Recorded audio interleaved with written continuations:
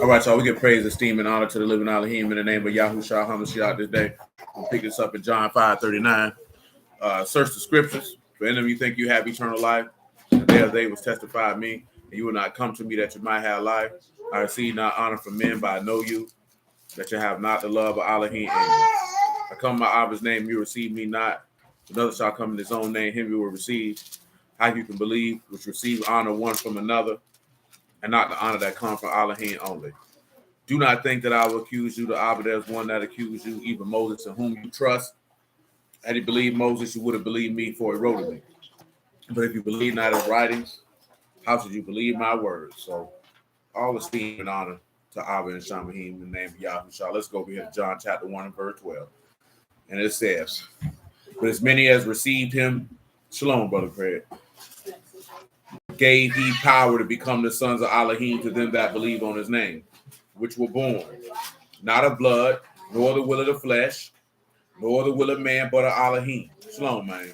And the word was made flesh and dwelt among us, and we beheld his esteem. The esteem is the only begotten of Abba, full of mercy and truth. John bare witness of him and cried, saying, this is he of whom I spake. He that come after me is preferred before me, for he was before me. And of his fullness we have received grace for grace. For the law was given by Moses. Grace and truth came by Yahusha Hamashiach. No man have seen Elohim at any time. The only begotten Son, which is in the bosom of Abba, he have declared him. So that's what we're dealing with. Shalom, Brother Alex. This is what we're dealing with. We're dealing with what Moses brought and what the Lord brought. First thing first is what I'm going to do for you.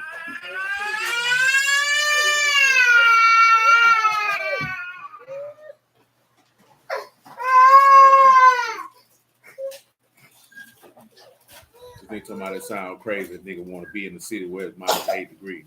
Nigga high on drugs. Don't nobody want to live in that. Nigga just stay there because it's convenient in the other areas of your life. Yeah, I would just say sounds crazy. We want to be up there. No, you don't. People like to bundle up. No, ain't no bundling up. That's just what you tell yourself to make yourself feel good about being in minus 8 degree weather. I don't know, like niggas ain't used to that humidity, but they'll take it. Canada got free health. I don't give a damn what they got. Ain't no way in life you get accustomed to not minus 8. You can always adjust the humidity. You can always adjust the heat. You can't adjust to minus 8 degrees. You can't go outside in that. Some people said I was you could adjust it. That's not cold, bro. That's minus 8. That junk said it felt like minus 30. Nigga, I can deal with 90. I'm not dealing with minus 30, bro. Nigga, you can die. Nigga, you gonna lose limbs. You ain't losing no limbs in no 90 degree summer day. You can die today. I'm losing pounds, that's what I mean. Nah, bro, you gonna die. You only gonna have a heat stroke because you ain't out there drinking no water and you running around sweating. Nah, that ain't true, bro. If you a certain age, bro, that heat is get you. So this Greek word for grace, of course, is goodwill, loving kindness, favor, merciful kindness. So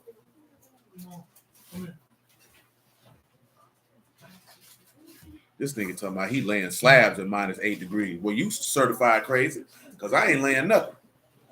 I ain't going outside. I ain't doing nothing. You know what I'm talking about? Matter of fact, I'm moving. I'm not living in that. Absolutely not. You can never play in the NFL. Why would I want to play in the NFL? Why would I want to destroy my body for another nigga entertainment? You don't need to be. You don't need to be. Minus 8 degrees is uncivilized conduct, man. Sloan Quran, man, Brother Reynolds. This nigga here, man. Nigga get him old lady. That nigga late every day. That nigga better start leaving her to the house. Man, go to the traffic. They usually be first. They don't know about the back streets, man. First be bad. Yeah, they from. You gotta give them a break. They ain't from here, bro. I don't give a damn about They that. don't know about the back streets with the traffic. Look, I told you, boy, you get your old lady late every day now. Doing traffic, right? Shit. Look at them. I ain't asked for this excuse. I ain't asked for this excuse. I'm trying to say that. Yeah, well, Shoot, better figure it out. Come over here, Exodus 34 and 1. Shoot, I'm dead serious. You gotta get that wake up.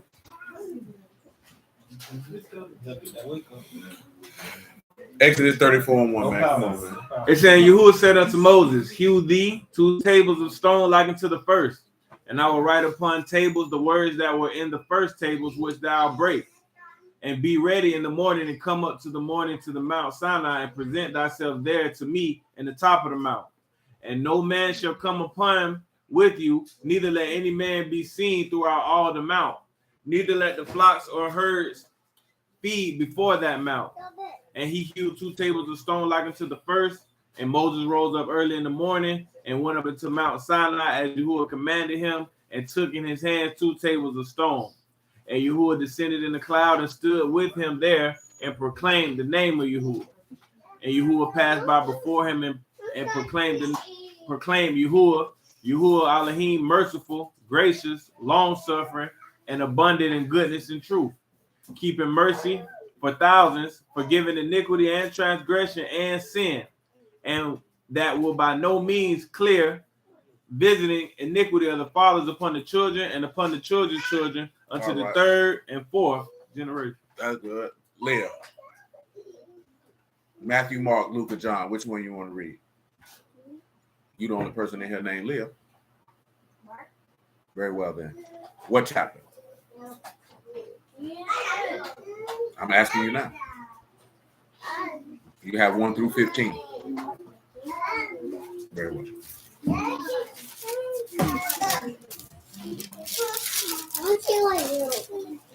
So we're looking at how Yahusha brought grace and truth. We started in Mark chapter 15 and verse 1. Straight away in the morning, the chief priest held a consultation with the elders and scribes. The whole council bound Yahusha, carried away, delivered to Pilate. Pilate asked him, "Are you the Malik of the Yahudim?" He answered and said unto him, "You said."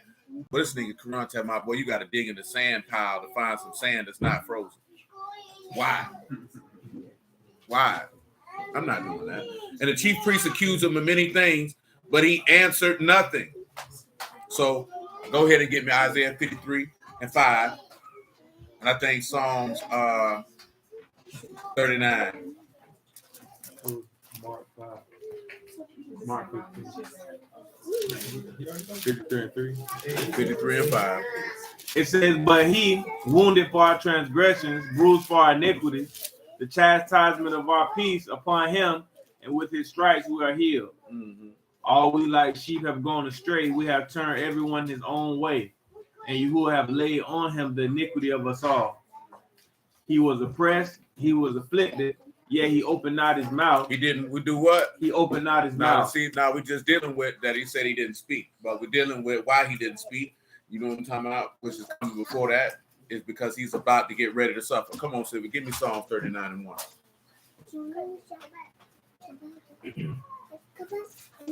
I said I will take heed to my ways, that I sin not with my tongue. That you don't do what? Sin with my tongue. Why? I will keep my mouth with a bridle. Why? While the wicked is before Well, me. who was before Yahusha in this particular instance? The wicked was before him. That's why he kept his mouth closed. Continue. I was dumb with silence. I held my peace. You did what? Held my peace. Even from what? From good. And my sorrow Was stirred. and my heart, Was hot within me. while I was musing, The fire burned. then I spake with my tongue. Now let's pause. Let's go back a chapter. Let's come over to Psalm 38 and 1. Go ahead. Oh, Yahuwah, rebuke me not in your wrath. Neither. Chasten me in your hot displeasure. Your arrows, Stick fast in me. mhm, Your hand press me sore. no soundness, In my flesh. because Of your anger. neither, Any rest. In my bones. because Of my sin. for my iniquities, Are gone over my head. as a Heavy burden. they're too what? Heavy for me. My wounds Stink and corrupt, because of my foolishness. I'm troubled. I'm bowed down greatly I go mourning, all the day long. my Are loins, filled with loathsome. With a loathsome. mhm. No soundness in my flesh. Go ahead. I am feeble and sore broken. Have roared by reason of this quietness of my heart. The Lord, All my desire before you my groaning, is not hid from of course, me. you know, he say, my Elohim, why have you forsaken me? Continue. My heart pant My strength failed me. As for the light of my eyes, it is also gone from Say, me. my lovers And my friends stand, aloof from my sword. my kinsmen, Stand afar off. and they that seek after. They after my life lay snares. They seek my hurt Speak mischievous things. and imagine. Deceits all the day long. But I As a deaf, heard, not. and as a dumb, Man open not his mouth. thus, I hear not. and whose mouth. No reproof. So he didn't check these people. Now, people, because don't you know if he would have did all that, these people would have been condemned for what they were doing. Now, of course, you know what's in Luke 24, but we're not in Luke 24 right now. We talking about what's in Mark. And what is he talking about? He's talking about how these people are making all these accusations, and he answered them nothing. You know, in Luke, he said, I will forgive them, for they know not what they do. If he would have had a mouth full of reproofs and all these corrections, these people would have been held accountable for what it was that they were doing.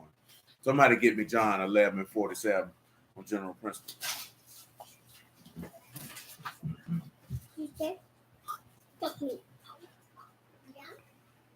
It says, then gathered the chief priests and Pharisees a council and said, what do we? For this man does many miracles. Many miracles. If we let him thus alone, all will believe on him, and the Romans shall come and take away both our place and nation. And one of them, Caiaphas, being the high priest that same year, said unto them, ye know nothing at all, nor consider that it is expedient for us that one man should die for the people, and that the whole nation perish not. And this spake he not of himself, but him being high priest that year, he prophesied that Yahusha should die for that nation. That's right. And not for that nation only, But that also he should gather together in one the children of Elohim that were scattered abroad. see, that's good. Now we're going to come back over here to Mark 15. Verse 3. The chief priest accused him of many things, but he answered nothing. Pilate asked him again, saying, answer you nothing? Behold, how many things witness against you? But Yahusha yet answered nothing, so that Pilate marveled. Now at feast he released unto them one prisoner, whomsoever they desired. There was named Barabbas, bound with them that had made insurrection, with them that had committed murder in the insurrection. And the multitude crying aloud began to desire as he had ever done unto them. I didn't want you to pay attention to one part, right? Because a lot of people folk on that he committed an insurrection, but it said he committed murder. So that means this wasn't something that you were rebelling and then you took somebody out. That means you took a premeditated, wrathful act and killed a man. You know what I'm talking about? That's why that witness is in there. You don't want to confuse, oh, he rebelled and he killed some people in a rebellion, as if you stamped that. There's a reason why the text make it plain that he committed murder, because you should already know the law. You ain't supposed to take no satisfaction in no murder. You know what I'm talking about? So Barabbas' whole point of what he was doing was to try the people to see if they loved Yahuwah or not. And they rather had a murderer. They rather had a murderer. And it's the same to this day, because Satan is a murderer and people love Satan as much as they love their own family. You know why they love Satan? Because Satan appealed to their lust. That's what they love him for. You understand? See, what we were discussing last night, like when this man expressed what was going through his mind, but yet still stuck to the will of Elohim. That show you that Yahusha didn't love Satan, because he didn't go with his lust. Yahusha's desire was to not drink that cup. Also showing you he didn't love Satan, because when he tempted him, he didn't go for anything on what this man was talking about. And all that is an example of the grace and truth, whether you know it or not. Because like we mentioned last night, this man ain't bring you no law. And if you thought he brought you a law, then I'm just going to tell you that you're woefully ill-informed and you unlearned, because there would be no reason for him to bring you the law. You already had it. How do you know you already had it? Because we just started off in Exodus 34:1. That's why we started there when he said, take these 2 tables of stone and redo it. Because that's what Moses gave to you. So why would he need to come teach you what you already had? Oh, he came to show us how to live it. That's not what he came here to do. You know why he had to keep the law? Who can tell me, according to this text, why he had to do it? Oh, no. Yeah, go ahead, Deuteronomy 17:1. According to the word, that's why he had to keep it. Besides that, he Elohim. I give you another one, Job 34. Go on around now, man. Probably about verse 15, I believe. It said, "Thou shalt not sacrifice unto Yahuwah your Elohim a bullock, sheep, wherein it is a blemish or any evil favoredness." No blemish and no evil favoring. So according to the law, he can't sin, because then he's gonna have a blemish. Then you already know what the text say: any sacrifice with a blemish is an abomination. Then on top of that, the book tell you that if you bring a sacrifice that's got with a false weight and a false balance, that's an abomination. You know what I'm talking about? So when you understand the text, you know why he did that. Indeed, and then Brother Craig mentioned the land without blemish. Quran talking about that he could righteously judge. You know what I'm talking about? What it was I told you, Civic, Job 34. Let me tell you what verse you want.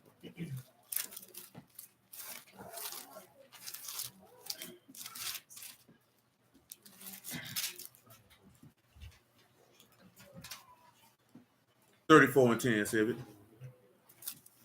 Therefore, hearken unto me, you men of understanding. Far be it from Elohim wickedness. Far be it from Elohim for what? Wickedness. What? Wickedness. What else? The Almighty iniquity. So far be it from the Elohim and the Almighty to commit wickedness or iniquity. You know what I'm talking about? So according to the text, he's not going to do that anyway. That's a given. That's not what he came here for.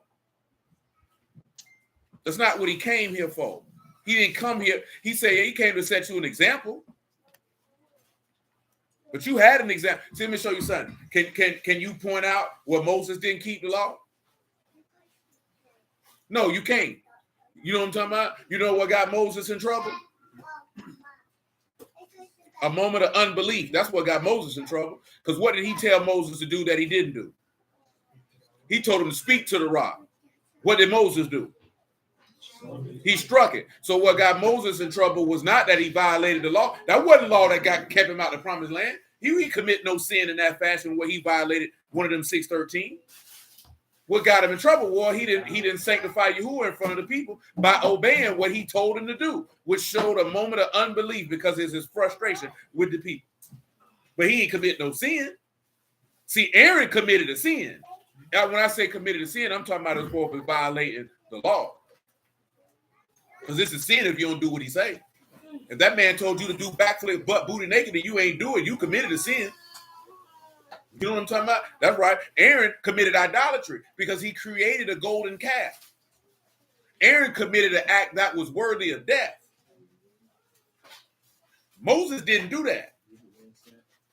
Now, see, you look at David. What did David do? Even though he's not the person we're talking about, he committed something worthy of death. But you don't read nothing where Moses committed nothing worthy of death. Not now time. But nigga don't want to talk about that.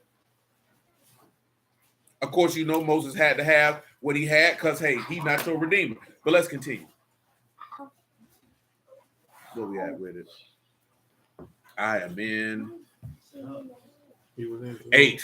Mark 15 and 8. The multitude crying aloud began to desire as he had ever done unto them.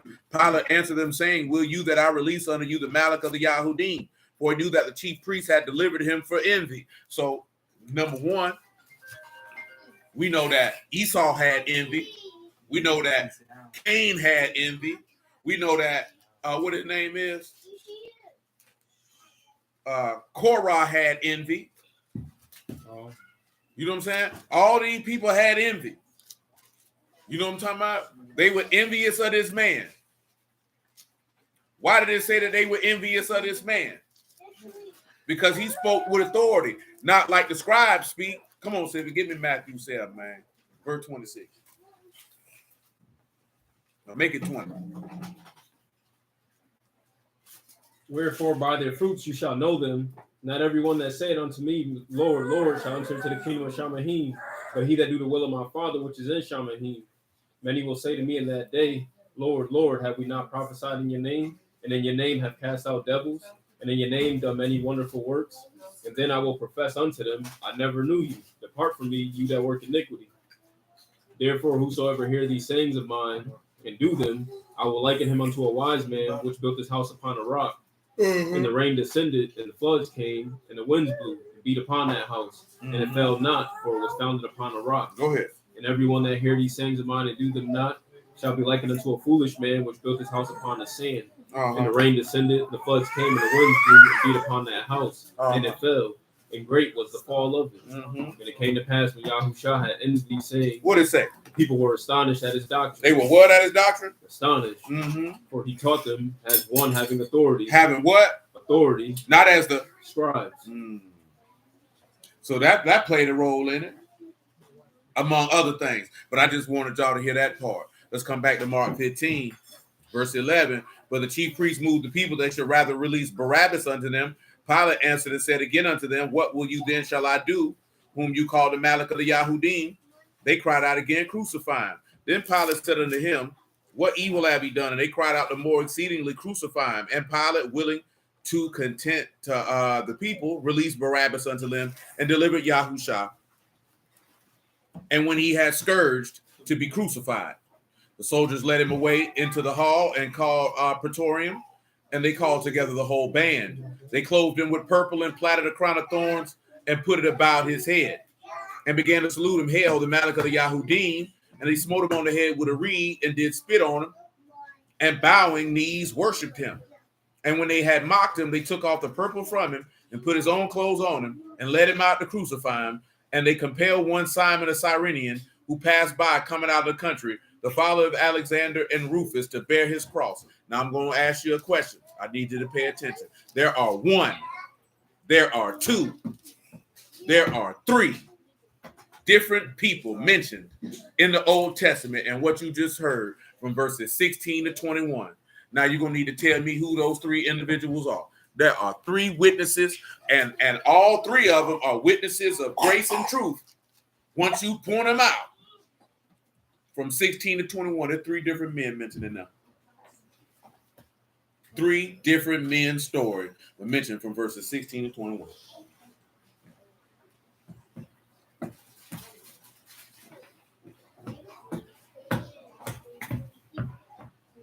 Now y'all looking like you're a little stumped. You looking like you're thinking harder and your brain about to bust. You all right? You ain't thinking, you over there eating. Nah, you thinking about that food. Mother Sharona said, Elijah, you're going to have to let me know which verse you're referring to, Mother Sharona, you believe, speaking of Elijah. I said that, but then the knees bound worship. I was thinking about when the kids was walking. You raise your hand, or you just trying to show us you got crumbs on your fingers? Oh, I was thinking about What verse you talking about? That's a good one. But Samson ain't bear no problem. I mean, bear the birds. Sit on your bottom and be quiet. Stop talking. That ain't the one. It walks. He only just went for stuff with bearing the burden, but that ain't the one. So Samson, you said Samson not the one, or that's not the one that. She want to get on here. She's sitting in the room, man. Tell your wife go get in the car, man. When you said Samson not, he don't even. Nah, he ain't neither one of these three. Michael said Joseph. That's the same thing Kalisha said. But see, this is where y'all messing up at, to where you would be failed in class, because you're not answering the totality of the question. You telling me Joseph, you got 5 verses. I don't know who that is. If you was to turn the paper in and say Joseph, I would give it back to you with an F. With verse 21, can I go to Ezekiel 12? That is the correct answer. And we'll look at it in a minute. Verse 21 is Ezekiel chapter 12. Oh, the question is from verses 16 to 21, Mother Sharona. There are 3 men whose testimony were actually witnesses of Yahusha mentioned. One has just been referenced, and that is Ezekiel chapter 12, where Simon the Cyrenian bearing this stake on his shoulder. Now, they mentioned Joseph. I don't know which one. It's Genesis 37:7. but no, I'm not talking about the verse where it come from. I'm talking about what verse would it align with. Because I don't. It aligns with the one to worship. But what verse is that? You got to put. They got it. It's only the 19. That is. That's what you got. You got to give me the verse. It's I ain't 19. looking at it. I'm telling you, it's one of them. You know what I'm talking about? Now I need the third one. We're gonna be here all night. It don't matter. Michael got to stay behind in class anyway because she was late. And then got to wash all the chalkboards. And then clean all the toilets and get all the gum from under the desk. With verse 17, when it said, and they clothed him with purple and platted a crown of thorns. I just remember a scripture like that in Jonah chapter 2. when they planted weeds about his head. That's Jonah 2. Oh no, that's when he said he was under the ground. Okay.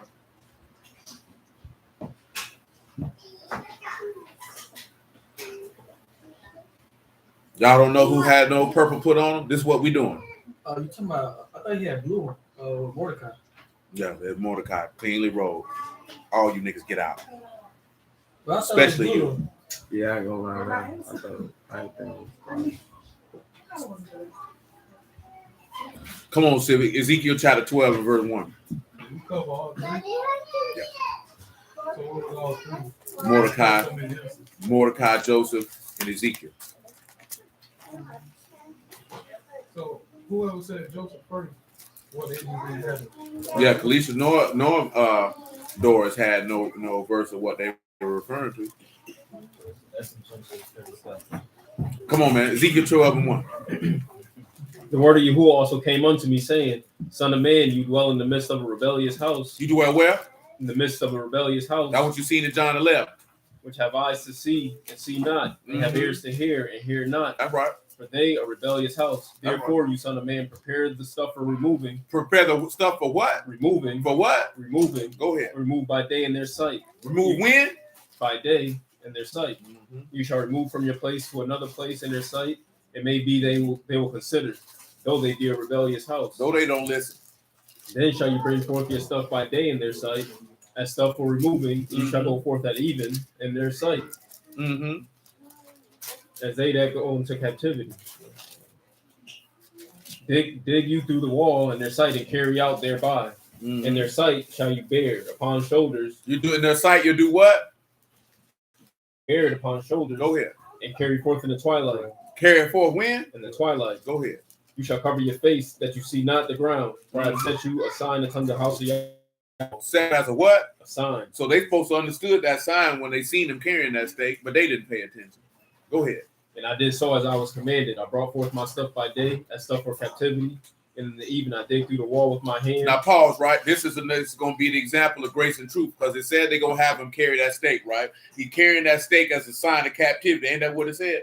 Now you should already know where we're going. But if you don't, come on, Civic, get me Psalm 68:19 while you go over here and get me Genesis 37:1. Make it Psalm 68:14.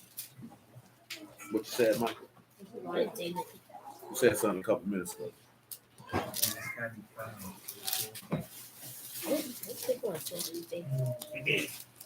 When the Almighty scattered kings in it, it was as snow and Salmon. The hill of Elohim as the hill of Bashan, as high hill, the hill of Bashan. Why leap you high hills? The hill Elohim desired to dwell in. Yea, Yahuwah will dwell forever. That's right. The chariots of Elohim, 20,000, thousands of Malachim, the Lord among them, and Sinai, the Kadash. You have ascended on high, you have led captivity captive. Did what? Ascended on high, you have led captivity captive. What's it? So remember, what does captivity mean by definition? It means exile, separation. Captivity don't mean what captivity would mean in English, meaning you're physically accosted. You're in some manner of bondage, physically. You know what I'm saying? The Hebrew definition of captivity is exile. So what should come to your mind? Isaiah 59:1. Yahuwah's ear is not heavy that it cannot hear, nor is his arm short that he cannot save, but it shows sins that have separated you from him. So whenever you're in a manner of sin, guess what happens? You are exiled from him. That's why people who go into the valley of Himnon, they're going to be exiled, because you're separated from him. Why? What does your law say? If you walk contrary to him, he got to do what? Walk contrary to you. Therefore, you're going to be separated from him. So what did Paul write in 2 Corinthians chapter 5? He said he gave us the ministry of what? Reconciliation. You know what I'm talking about? So when you turn around and you see him carrying this stake is representative of him removing of captivity, even though he was talking about with Ezekiel, the fact that they were going into captivity. You know what I'm talking about? Even though they were in captivity, he was telling them you were going to go back in the land and then you were going to leave again. And it was a sign to show for signs of removing. But in the forth of Mashiach, when you look into his witness, because he came to bring you grace and truth, this loving kindness of him bearing that stake, he went into captivity. Because remember, where did they take him at when they arrested him?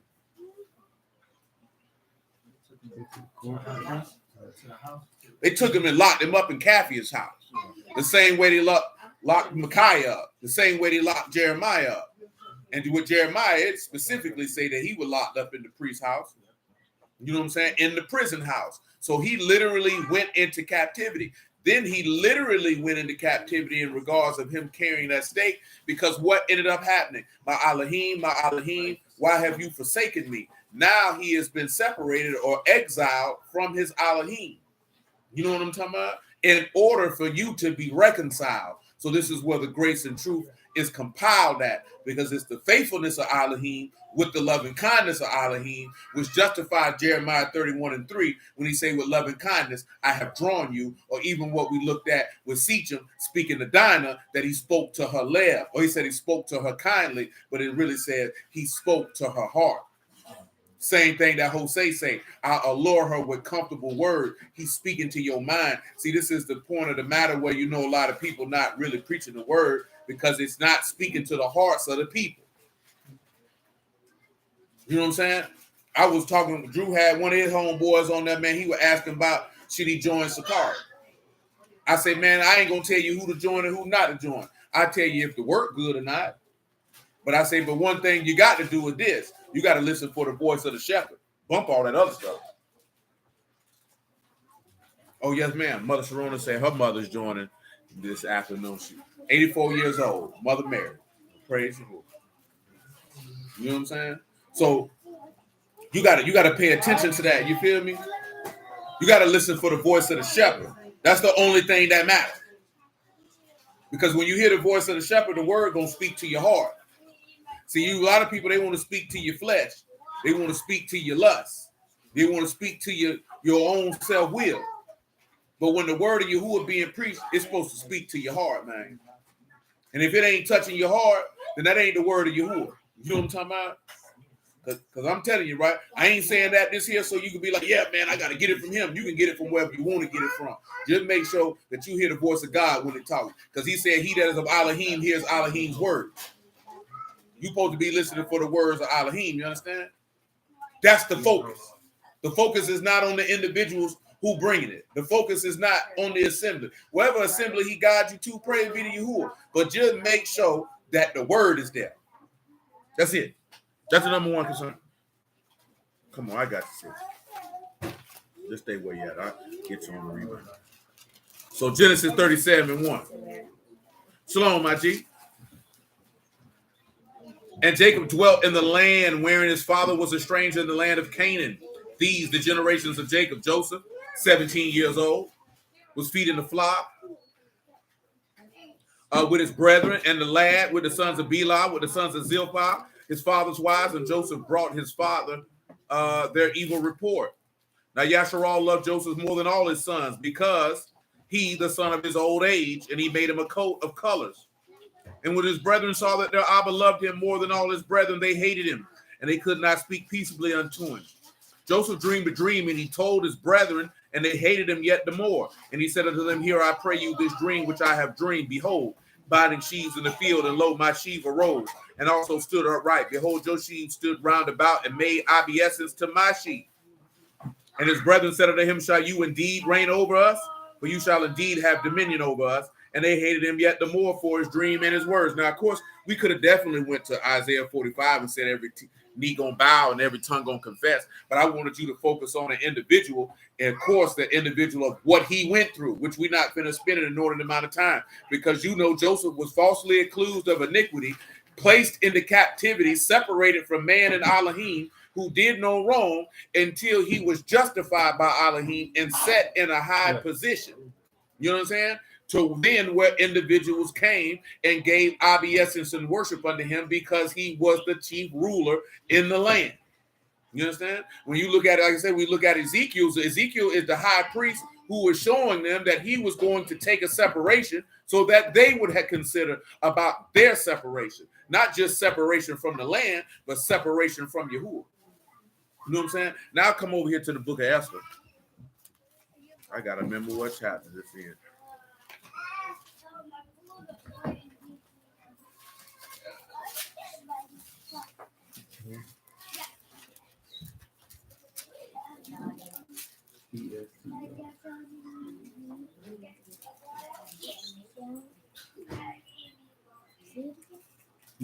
Yeah, chapter 6. Come on, Zebra. Chapter 6. Yeah, chapter 6, man. Give me verse 6, man. Esther 6:6. So Haman came in, and the king said unto him, what shall be done unto the man whom the king delights to honor? What shall be done to the man whom the king delights to honor? Now, this is the reason why we focusing on this. What did Haman want to do to Mordecai? He wanted to kill him. And he wanted all the Yahudim. This is another instance of grace and truth in this particular matter. Because it's the loving kindness and the faithfulness of Yahuwah which got the people out of the circumstance. Let's continue. Now Haman thought in his heart, to whom was the king to honor more than to myself? Haman. And to the king, for the man whom the king delights to honor. Let the what? Let the royal apparel be Let the what apparel? Royal. Remember, ain't that's what Pilate then put on him? He put on him for the purpose of mocking. Now, see, Haman thought that this was going to come on him, but he got swerved. Continue. Let the royal apparel be brought, which the king to wear, and the horse that the king ride upon, and the crown royal which is set upon his head. What they put on his head? Crown royal. What they put on the Hamashiach head. See, what they didn't realize is in their mocking, they were actually esteeming the man who the king or Abba delights to honor. You know what I'm talking about? Continue. And let this apparel and horse be delivered to the hand of one of the king's most noble princes, that they may array the man whom the king delights to honor. And bring him what? On horseback through the street of the city. And proclaim before him. Thus it shall be done. To the man whom the king delights to honor. Now, of course, you know that's the Zechariah 9 and him coming through, the Hosanna. Continue. Then the king said to Haman, make haste, take the apparel and the horse as you have said, and do even so to Mordecai the Yahudim. That set at the king's gate. Let nothing fail of all that you have spoken. Then took Haman the apparel and the horse and arrayed Mordecai. And brought him on horseback through the street of the city, and proclaimed before him, thus shall it be done unto the man who the king delights to honor. That's good. Let's come back tomorrow.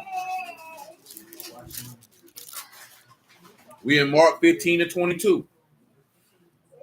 And they bring him unto the place Golgotha, which is being interpreted the place of the skull. They gave him to drink wine mingled with myrrh, and he received not. And when they crucified him, they parted his garments, casting lots upon what every man should take. It was the third hour, and they crucified him, and the superscription of his accusation was written over, Malach of the Yahudim. And with him they crucified two thieves, one on his right hand, the other on his left. And the scripture was fulfilled, and he was numbered with the transgressors. Now, we just talked about Isaiah 53 not too long ago, so we're not going to go into great detail about that. But clearly, Isaiah 53 is talking about grace and truth. Come on, give me Isaiah 53, man. And give me 9. It says, and he made his grave with the wicked. He made his what? His grave with the wicked, and with the rich in his death, because he had done no violence, neither deceit in his mouth. Yet it pleased Yahuwah to bruise him.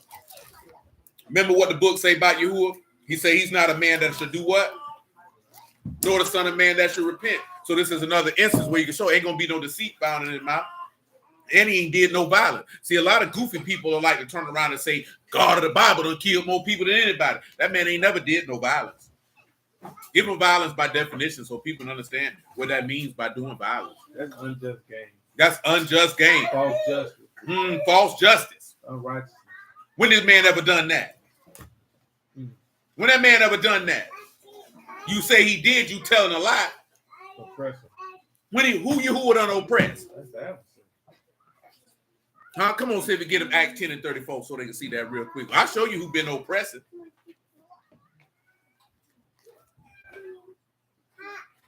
Come on, Acts 10 and 34. Then Peter opened his mouth and said, of a truth I perceive that Elohim is no respecter of persons, but in every nation he that fear him and work righteousness is accepted with him. That's right. The word which sent unto the children of Yasharal, preaching peace by Yahusha Hamashiach. That's right. He is Lord of all. That's right. That word, which was published throughout all Judea and began from Galilee. That's right. After the immersion which John preached. What John preached. How Elohim anointed Yahusha of Nazareth with the Ruach HaKadosh and with power, who went about doing good. Doing what? Doing good. What else he did? Healing all that were oppressed of the devil. They were oppressed of who? The devil. Of the white man. The devil. Of the Asians. The devil. Of the Arabs. The devil. Of Yahuwah. The devil. Okay. for Elohim is with him. We are witnesses of all things which he did both in the land of the Yahudim and in Jerusalem, whom they slew and hanged on the tree. Why you think the book tell you don't envy your oppressor and choose none of his ways? Who you think your oppressor is? If you walk around here in 2023 and you think your oppressor is somebody who flesh and blood, you thinking wrong.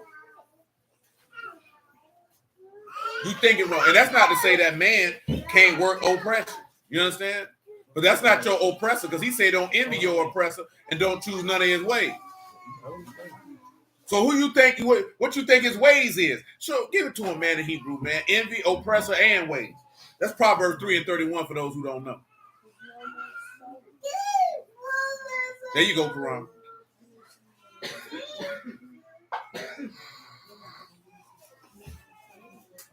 See, what a lot of people don't realize is that the scribes and Pharisees and the people, they envy their oppressor. That's why they chose his ways by bringing Yahusha up on them false charges so they could kill him.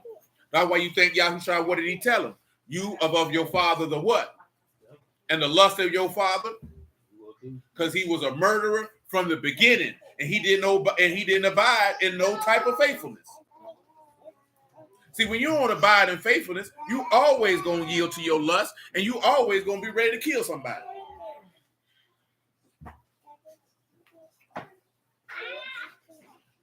Come on, man. That's Proverbs 3:31.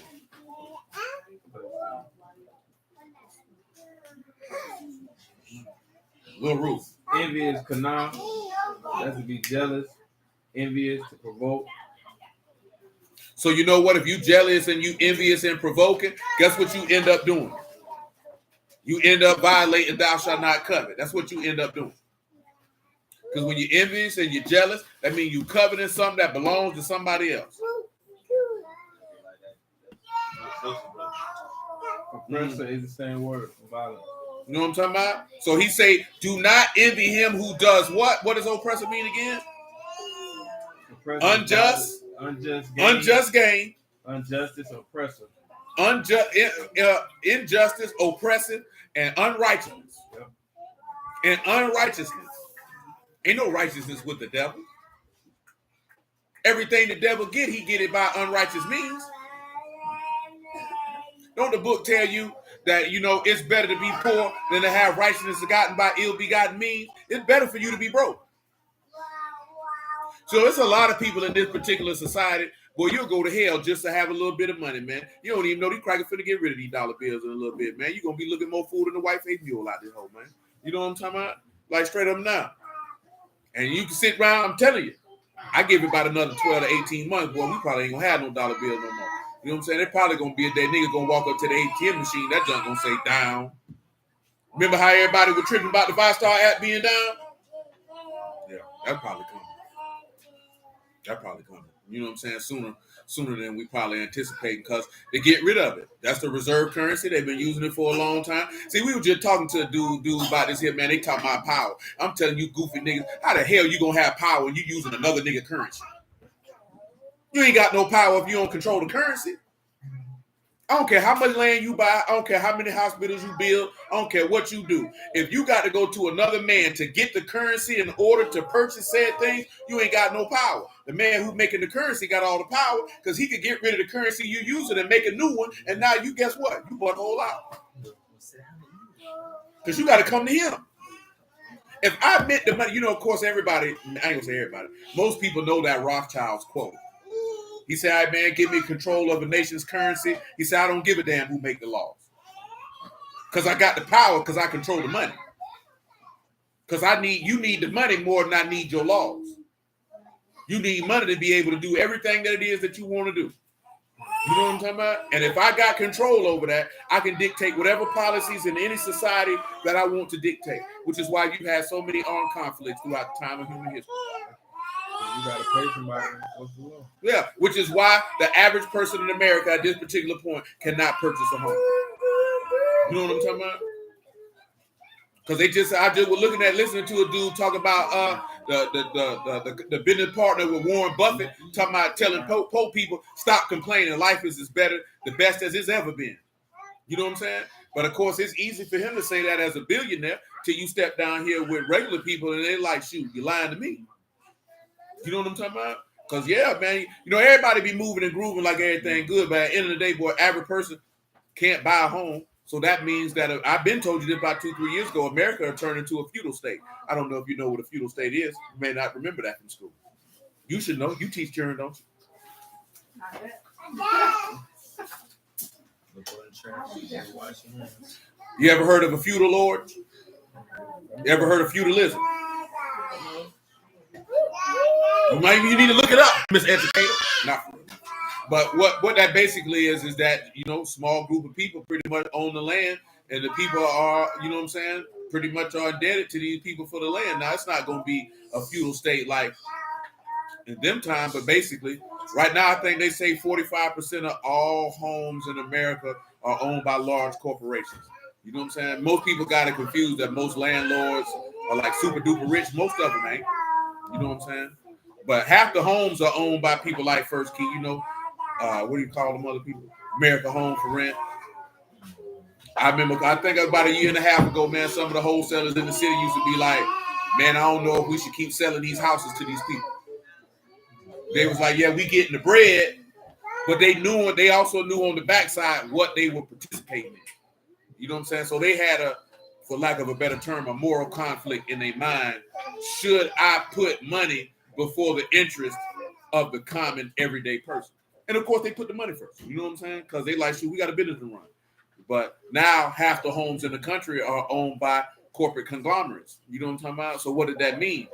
They own it, and the equity rises. That causes, because I looked at something, man. They say the price of rent in, like, I forget how many years it was, had went up like 185%, but wages had only went up like 30%.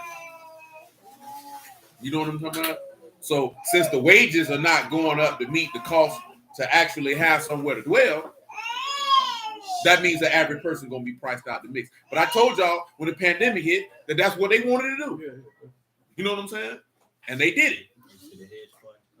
Come in and buy everything. You know what I'm talking about? And buy everything.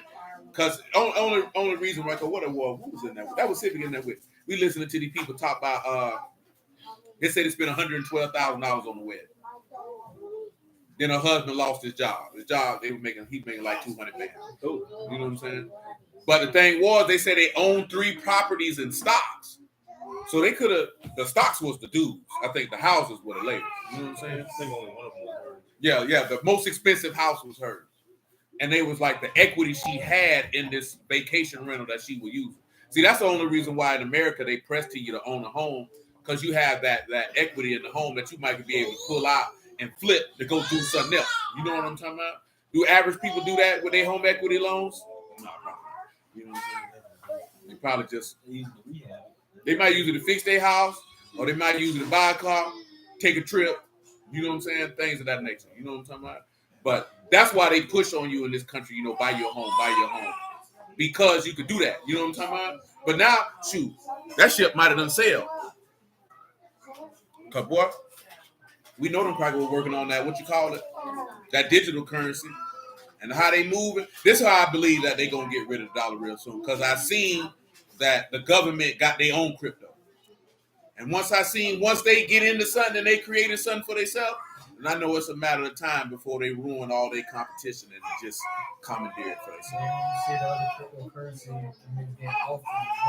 Yeah, that junk done crashed. Yeah, I seen that. You know what I'm saying? The niggas who had hit like 2-3 years ago on the first like. Yeah, I've been hearing dudes. I've seen people been posting about it. Falling off the face of the earth. You know what I'm saying? So that tells me a move is coming.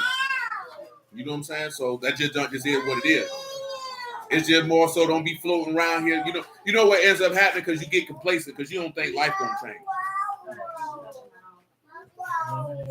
You know, it ain't nothing to be worried about per se, but shoot, don't be looking crazy when it happens. You know what I'm talking about? That's why you got a bonus on people versus people in the world versus you, because you got Yahuwah, they don't. You know what I'm talking about? Yes, sir. Yes, sir. You definitely can see all it takes for them to start taking cash. Good. After that. No, that's the only way you'll probably be able to function if you actually had cash on hand. Because if you had to go Apple Pay, swipe your card, hit the ATM, your junk gonna be froze. What you gonna do? You know what I'm saying? And then after that, what they banking on really is for people to go out in the street and act a fool. You know what I'm saying? I don't think more people gonna act a fool. I think more people gonna panic than act a fool. You're gonna have a small pocket of people gonna want to test some stuff up, but the average person gonna be sitting at the house like, what are we gonna do? You know what I'm saying? Waiting on the government to tell them this is what you're gonna do. Honestly, I don't think a lot of people got enough heart to do all that. Be dead real with you. You know what I'm saying? Now you get you some more rabble rousers, you know what I'm saying? Some niggas ready to test something up. Truth be told, I think in a lot of that situation to motivate people to test something up, I think they'll just send out agent provocateurs to set some junk on fire to kind of, you know, nudge people off the edge, and then really be a federal agent. He's just gonna slide on out the way. You know what I'm saying? They used to do it during the civil rights movement all the time. They said they did that commercial though. Yeah, they do that all the time. You know, it's regular form operation. Send a couple agent provocateurs out there, you know what I'm saying? You know, throw the battery in your back. You know, you were thinking about shooting the nigga, but you know what I'm saying? He let off a round. You like, who shoot? Bop, bop. There it is. Next thing you know, everybody going crazy. You know, you got to know how to trace the devil move so you don't get caught up in them. You know what I'm saying? School out. One person swing. Nice ride. That's definitely a food fight. Yeah, I'm only telling you this here so you peep the game so you don't panic. Because, see, you still natural people. You get dealing with the word, but the same reason because I'm talking about what we talked about last night. When that man got ready to die, you know what I'm saying? He like this here. He had to make sure that he stayed focused on Yahuwah, keep his flesh in check. You know what I'm saying? You walk around here like, hey, man, you don't be focused on you. You see that type of stuff. Man, you might be out there throwing bottles with him. You might be around here trying to break in the store with him because you're panicking. I don't think it'll descend into that type of level of chaos. But I definitely think it's going to be a whole bunch of people pissed off. Talking about why I can't get my money. You know what I'm saying? Then in my personal opinion, once they do that, I just see them going to season property. You know what I'm saying? Let me get that. Let me get that. Let me get that. And let me get that. But we talked about that too, of them doing all that gun stuff, like trying to do all them right matters too to disarm niggas. Yeah. See, they ain't gonna be able to never do that over here. Cause one thing about it, bump the black folks. No white folks ain't getting up they fight. You know what I'm talking about? They ain't doing it. Under no circumstance. They ain't doing it. Cause I'm be honest with you, like, cause most of y'all ain't around white folks like that. White folks don't trust white folks just like you don't. You know what I'm talking about? Be dead honest with you. You get the right one. Now you get your old goofies off in the cut. You know, the government will never do that. The average white man, shoot, got my rifle for him. Come take my there. Them white folks don't trust other white folks like that. Don't believe the hype that white folks just all lock barrel and they love. No. They like, no, we have a right to a militia and to bear arms in case against tyranny. They ready. They like, oh no. They say, I give you a lot of things. They say, well, I give you my daughter and my butt. I ain't giving you my gun. It's unfortunate. Yeah. For real, bro. I know that's right, bro. But I'm just letting you know in America, man, that's what it is. Boy, the white folks don't trust the government like that. That's how black people think. Oh, white people stick together. No, they don't. No, they don't. They stick together with people who got the same perspective as them. You know what I'm talking about? But just as the only white folks who don't believe in owning no fire are liberal Democrats. The rest of these white folk, yeah, let me get my pistol. You know what I'm talking about? Yeah, I already know Quran. You know, in the UK, they ain't got no guns. So them boys done. You know what I'm talking about? They got knives. Like knife fight. Yeah, well, the knives ain't gonna do good when the military come. Nigga can't do nothing but throw ice balls and spit. You know what I'm talking about? Sputter knife. You gotta call on Yahuwah. Please strike him down. Go ahead and go out. You got to already be ready. Come on, man. Finish Isaiah 53. What verse you? Isaiah 53 and 10. It said, yeah, it pleased you to bruise him.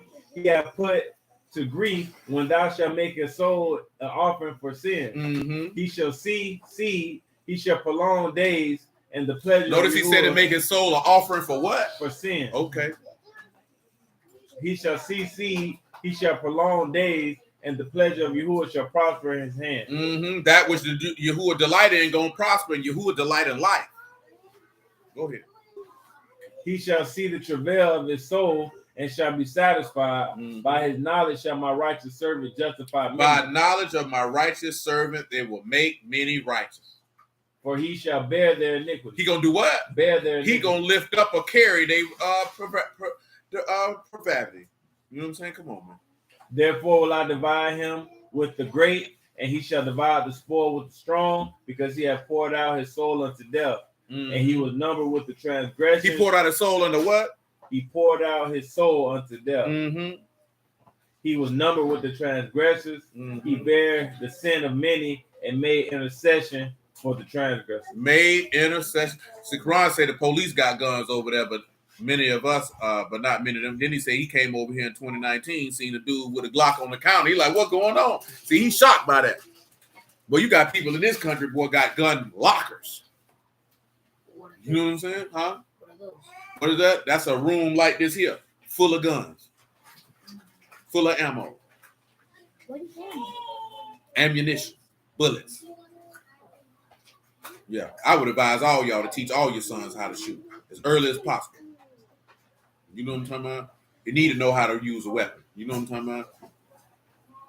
And he need to know, and for no other reason than in case if you own any weapons, that he would sit back and look at them and give them the respect that a weapon is due, so he would know how to handle them responsibly. Versus most of us, because ain't nobody teach you that, and you see a gun and you playing with it like a toy.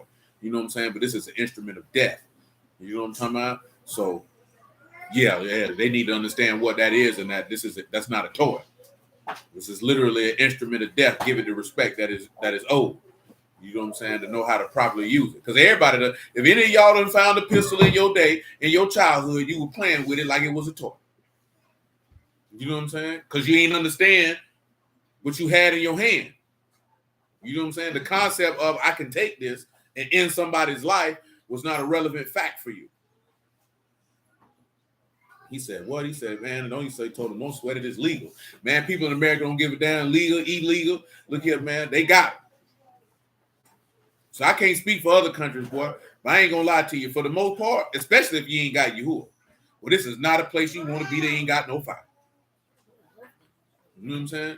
If you got Yahuwah, you ain't really got to be pressed by having no fire like that. But it's always better to have it than not have it.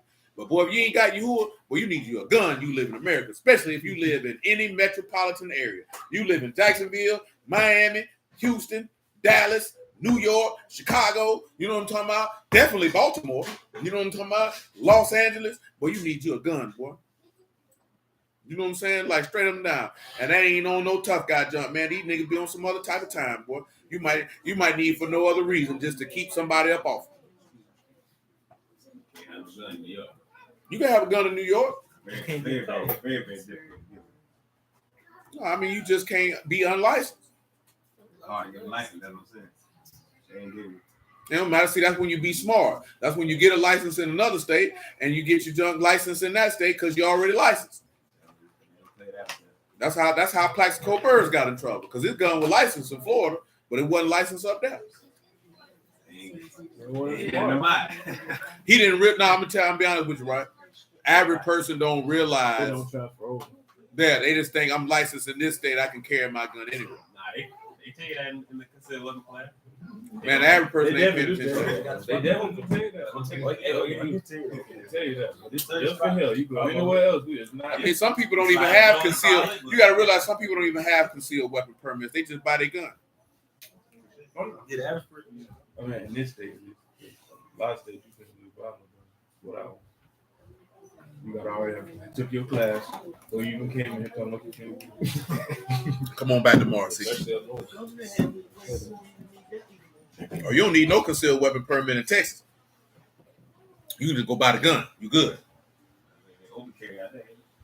Yeah, I mean, shoot, it's open carry down here for the most part. Ron DeSantis get a couple more years, it's definitely going to be open carry around this home. 16 and 29. And they that passed by railed on him, wagging their heads, saying, you destroy the temple and build in 3 days? Save yourself and come down from the state.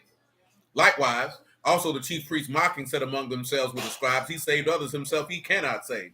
Let Hamashiach, the Malach of Yasharal, descend now from the state, that we may see and believe, that they that crucified with him reviled him. And when the 6th hour was come, there was darkness over the whole land until the 9th hour. Now, y'all know what passage this is, right? To show forth grace and truth. Let me show you. Let me remember what it is. Come to the book of Isaiah. I want to say chapter 48.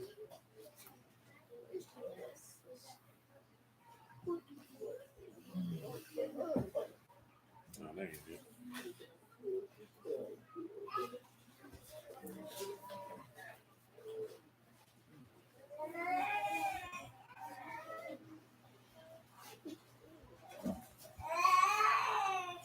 I always forget that dog.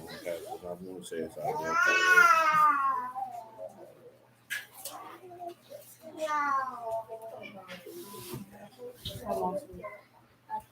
Isaiah 44. See if give me 21. Isaiah 44 and 21. Hold on. He says it's mad to think that over here a few times driving around and y'all packing heat. I better not cut anyone up on the road if I come there. Now I ain't gonna lie to you, man. That's the bad part. That's why you need to have you some fire. Cause that road rage, boy, some people be out here, man, and they go ahead and shoot a nigga. I ain't never been on that junk. You follow a nigga mad because you cut him off and all that type of stuff. That junk, they're real stupid. Cause you know what I'm saying? You know what I'm saying? That junk real stupid. Cause while you all angry about that there, see this where you're making your mistake at. You upset about some trivial stuff, but you don't know what that other nigga there got on his mind. And when you doing all that extra stuff, while you just want to flick somebody off, you cut me off. He ready to take your life by that. You know what I'm saying? Because you in your pride, because you upset, nigga, damn that junk. Because, boy, been a lot of people done caught bullets in traffic because you upset by somebody cutting you off. That junk ain't that serious. That junk ain't that serious. I'm going on to the high, man. There's too many people done died out here in America behind that. The fact that they had to come up with a damn term for it. Road rage. How in the hell is you driving on the street getting you that upset? That's what you'd have to look at. Somebody cut you off that made you that angry? That means you got other problems going on in your life that ain't got nothing to do with that. You shouldn't be driving. Not having the Lord here. What? Niggas ride around stressed. Stress. Because ain't but two things gonna happen. Ain't but two things gonna happen. You gonna lose your life, or you possibly gonna do something where you lose your life because you going to prison. You know what I'm saying? About some junk that you really could have just let that go. But see, this is the biggest thing, and I done told you this numerous times over the course of years. See, sinners don't have nothing to restrain their behavior. You know what I'm saying? And then on top of that, just know, if you want to be aggressive, that's your business. But just be ready to what come along with that when you getting aggressive with people. Because you know where some of y'all get messed up at? See, you just want to argue and fuss. Maybe you want to fight, but you don't know that what that other person want to do. Because some people ain't with all that arguing. And some people ain't with no fight. They just going to go ahead and kill you. Because I done told plenty of people, man, Jacksonville straight, man, ain't nothing going to happen to you here as long as you don't bother people. But one thing you don't know is, boy, everybody not own what you own. And while you around here with that rah-rah junk, you going to get shot. Messing with the right person. You know what I'm saying? Like I was telling the boy about, remember the boy got killed at the landing? Some years back, got shot in his eye. And you know why he got shot in his eye? Because you arguing, going back and forth with somebody, and you pulled your pistol out, and you ain't shoot it. And the other dude shot you. You know what I'm saying? But let's just say to the point that he ain't had no gun. But you didn't know the other dude had a gun. And you doing all of that. And you can lose your life, man. It's not that serious. Because you got to always remember, man, you don't know what the other person got on their mind and what they capable and willing to do. So you would have to ask yourself, is this confrontation and altercation, is it worth it? Because you could possibly lose or take a life about something that don't even mean nothing. Now just imagine if you sitting in a prison cell, you know what I'm saying? Matter of fact, bump the prison cell. Just imagine you getting loaded on the prison bus from the county jail to get ready to go to prison, and you cycling in your mind that these people just gave you 35 years by some junk you could have walked away from. By some junk that was this big that you done made like this here, and now you got to spend the next 3 decades in a prison facility. You know what I'm saying? Because there's a lot of people who up that road and in that grave because they made something that was insignificant greater than it is because your pride, because you was upset, because you think somebody give a damn that you upset. Them people don't know you. Let me tell you something, right? Once you go outside your door, don't nobody out there give a damn about you. You know what I'm talking about? They don't owe you no understanding. They don't care about what you're going through. They don't care what you're dealing with. They don't care nothing about your life. Just to be that honest with you, they do not care. So when you come bring all that extra stuff to these people, don't get shocked when you get met back with that. That's why the book say a soft answer, turn away wrath. You know what I'm saying? So leave people alone. You know what I'm talking about? It ain't that serious. Just let it go. Because you know what people's problem is? You think because you upset or you dealing with XYZ in your life that give you license to take that out on somebody because they done made you upset. And then when they bust you upside your head, now you sitting around here looking like, well, you hit me. That's what you got. You entitled, selfish bastard. You. Now you got what you're looking for. You know what I'm saying? Number one, it's childish as hell. Number two, it's immature. Number three, it's flat out stupid. You know what I'm talking about? Straight up down, it's just flat out stupid. Because you're supposed to get, once you get to a certain stage, man, in your life, it's supposed to be the point of where you have enough wisdom and maturity and intelligence to know, I'm not arguing about this. You got it. I'm going home. You know what I'm saying? Because when you allow your emotions and your anger to override that, man, you saying F your kids. You saying F your spouse. You know what I'm saying? You saying everything you've been working on and driving towards your entire life. And you say you serve God, you saying screw him too. Because all that matters to me right now is that I'm upset. Nah, man, don't do your life. Don't live your life like that. Jessica said at the mall over here, a guy recently was with some girl at the nail salon. Her boyfriend saw them, confronted them, started fighting the dude. The side dude pulled out a gun because he was getting beat up and ended up shooting a nail tech guy by mistake and killed him. Hey, you know, but that's how it goes. But guess what, though? Number one, I ain't swinging on no nigga about no broad. You know what I'm talking about? So if I walk up to the nail salon, I see my old lady with another dude, I'm gonna be like, hey, man, make sure you get her feet done and get a U-Haul because she got to go. Because I'd be damned I walk up on any dude and swing on any dude about no broad. Because that, you knew you wasn't supposed to get that vagina away. You know what I'm talking about? And I'm not finna fight him. I ain't even finna argue with you. I'm gonna holler at you. You know what I'm talking about? Now you want to swing on the dude. You know what I'm saying? And guess what? You done swung on the dude, right? You beat him up. He like this here. Oh, no. You can't be meant to do it. He getting the best of me. I got my fire. You know what he thinking in his mind? I got to get him up off me.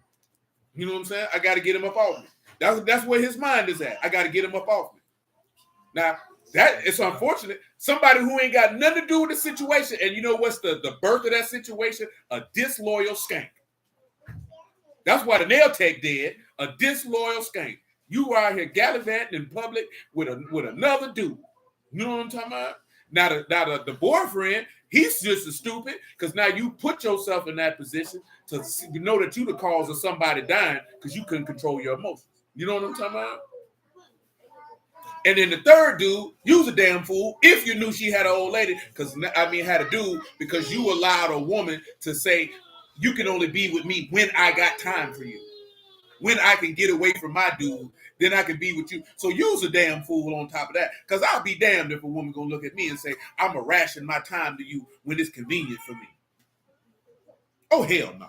You know what I'm talking about? So I'm not even finna do that either. So they all got equal culpability in their stupidity, and the nail tech ended up dying because of 3 dumb niggas.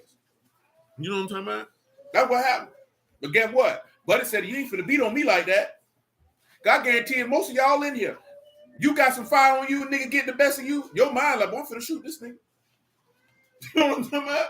For no other reason that you don't know if he'll get where he gonna stop at. See, this is where you gotta think, right? This is just being honest, right? Somebody get the best of you. You thinking, oh, I done beat him up. I'm gonna walk away. In your mind, this nigga could keep on going. You seen Men in Society how that dude came to kicking that dude. Could you imagine somebody kicking you like that and you got a pistol on you? I'm finna shoot him. You ain't finna beat me like this. You're not finna beat me like this. I guarantee that's what Cud had going through his head. He ain't finna beat me like this. But get what? He's shooting wild. You can't shoot. I mean, shoot, he just got beat up. That junk unfortunate, though. You know what I'm saying? It's unfortunate because the decisions of 3 people cost somebody who ain't had nothing to do with it, they life. You know what I'm talking about? And they both be doing it. Straight up. And guess what? You know what the sad part is? He about to be doing life. The chick still ain't finna mess with the boyfriend no more. You in prison. She finna find a whole nother wee and keep on going. Everybody lost except for her. That's why it's stupid. Because she gonna keep on going. She gonna find another dude and keep on doing everything she been doing. She ain't gonna do nothing. Man, after about when she realized he ain't never coming home, she's done. He was the side dude.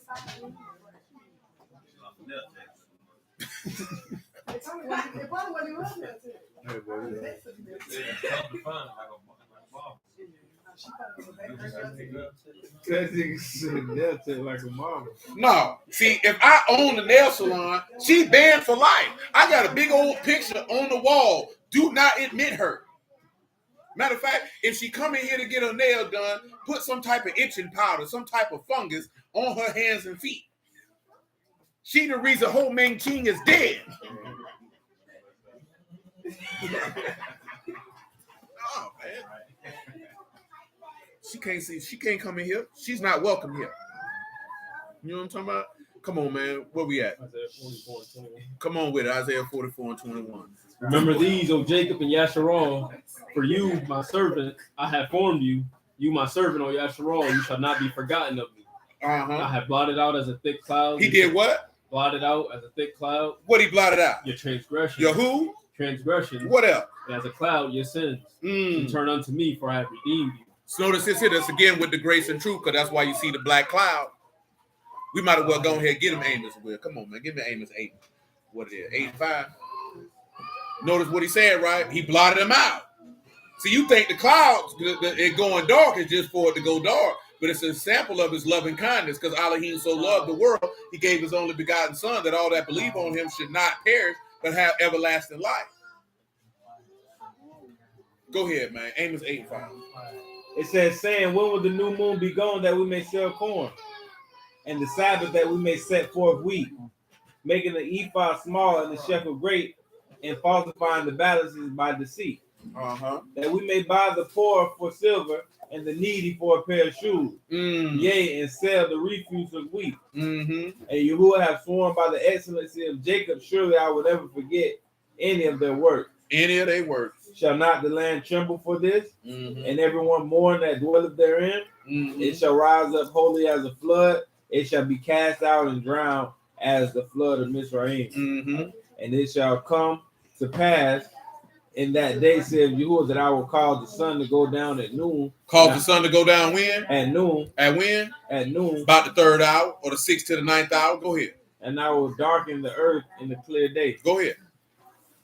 And I will turn your feasts into mourning. Turn it to what? To mourning. Why? And all your songs into lamentation. For what purpose? And I will bring up sackcloth upon all loins, and baldness upon every head. Go ahead. And I will make it as the morning of the only, and the end thereof as the bitter day. Notice that it said only. Of course, they integrate son, and of course, you know that's the word that means only begotten in Hebrew, where you see that only. We go back to the Isaiah 53 that I'm going to cause it to go dark and cause you to weep and mourn, because I got to make this man's soul an offering for sin. Let's continue in Mark 16 and 35. And some of them stood by when they heard. Oh, I didn't read verse 34. And at the 9th hour, Yahusha cried with a loud voice, saying, Eli, Eli, lama sabachthani, that is this, which is being interpreted, my Elohim, why have you forsaken me? Some of them that stood by when they heard said, behold, he called Elijah. One ran and filled a sponge full of vinegar and put on a reed and gave him a drink, saying, let alone, let us see whether Elijah will come to take him down. Yahusha cried with a loud voice and gave up the ruach, and the veil of the temple was rent in twain from top to bottom. Again, this is another example of grace and mercy, just because I want to get another chapter in before we get up out of here. But of course, you know, if the temple, if the veil of the temple was rent, what was uncovered? None. What's on top of the ark? Mercy seat, because this is the Kadash of the Kadash. Nobody could go into the mercy seat but the high priest. Remember what? Come on with that Hebrew 4, man. Give me 4 and 12. Yeah, that's unfortunate, boy. Niggas say nail take the law. But you know, I remember back in the day, this was some years ago, man. Dude walked in the nail salon. No, in the hair salon. This is a long time ago. It ain't real. Nigga killed his chick and the dude. And that thing and himself. I ain't killing myself. You get your new one. You get your new one. Not by the brawl. Don't do that to yourself. Because I would say, man, you don't, matter of fact, don't even kill nobody by no brawl. Get a new one if you see him. You know what I'm saying? I mean, unless the only time you supposed to kill somebody by the woman, man, that's your wife, and her life is in danger. You know what I'm talking about? You don't kill a dude because he had sex with your wife. Kill a dude because she had the responsibility to know that her loyalty was to you. So that's a reflection of her character. I'm not going to prison for that. No, I'm not going to prison. See, it's real easy to say some stuff, man, until you've been to prison. You've been to prison. You go to sitting back thinking on why you there. There's a lot of stuff you can be like, oh, hell no, I ain't coming in here for that. You know what I'm talking about? Why the Saturday night, boy, I'm not there, boy. I come to prison, boy, it's going to be about some money. You know what I'm saying? Or somebody try to do something to me. I'm not coming in here for this. You listen to dudes and you be like, boy, yeah, boy, what you in here for? They go to telling you what they in there for. You in here for that? Well, you dumb as hell.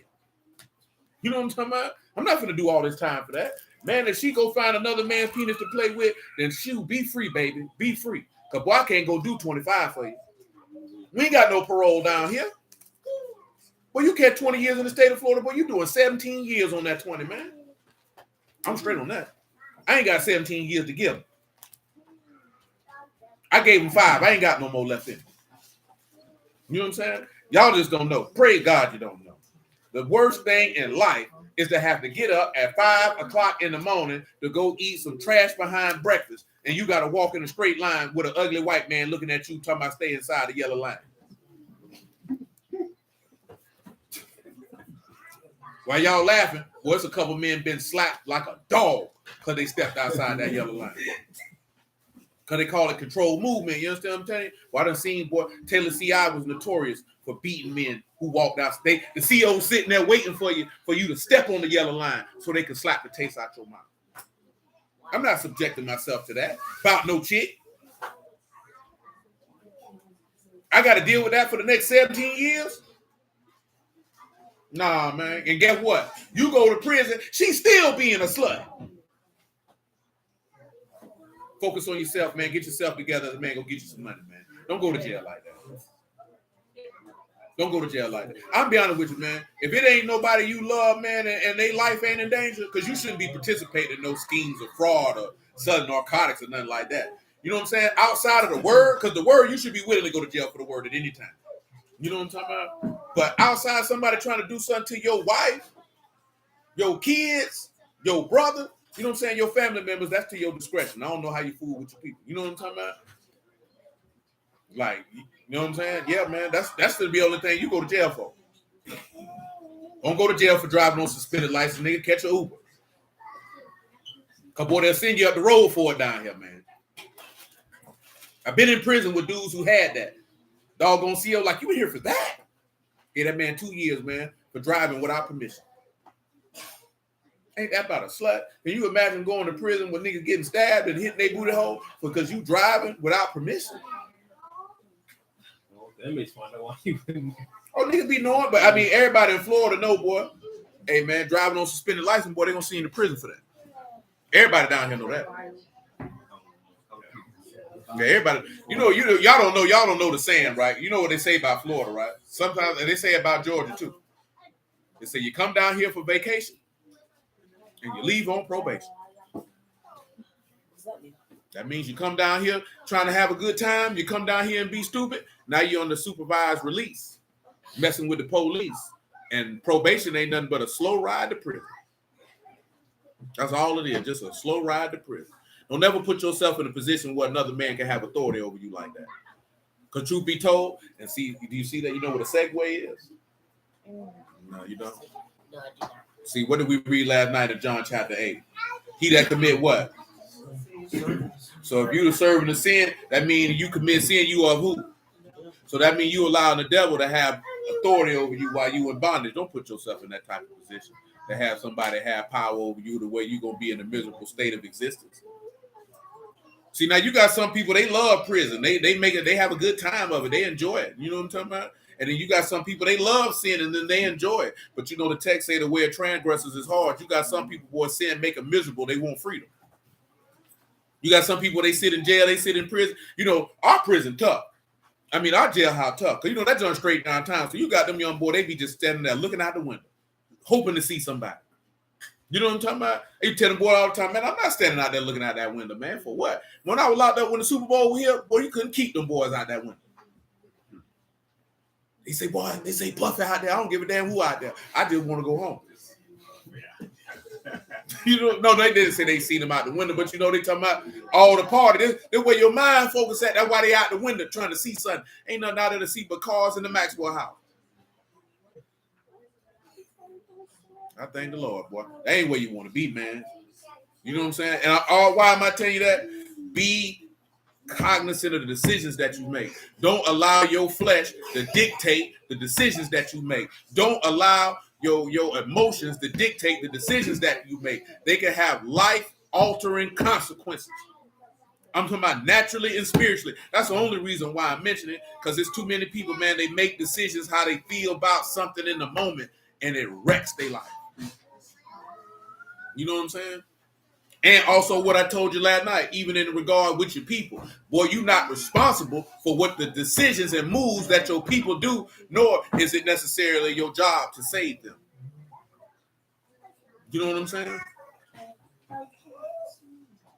You're not responsible for that. If your daddy want to be a crackhead, it ain't your job to save your daddy from being no crackhead. He done made his choice. Let him smoke his crack. You know what I'm talking about? If you got a sister, a mama, an auntie, and they mismanage their vagina, that's none of your business. Especially when you see that they want to keep doing that. Because you know what you're going to end up doing? Destroying yourself trying to save them. And then you end up resentful and bitter against them for you trying to do something that you ain't had no business doing. If an individual ain't trying to help themselves, ain't no help you gonna offer gonna be able to do nothing for them. And you have to stop thinking because you related to somebody that you owe them that when you can see plain as day that this nigga is stupid. You know what I'm saying? At this point, shoot, I gotta let you be stupid. See, familiar ties don't mean I got to be stupid with you. And that's what we're talking about today. Them niggas being stupid, ain't they? That's why they at where they at right now. You know what I'm saying? I can't help you with that. You know what I'm saying? I can't help you with that. Because you stupid. You like jail. Do you know niggas that like jail? Like to go there. Why? Because they stupid. They insane.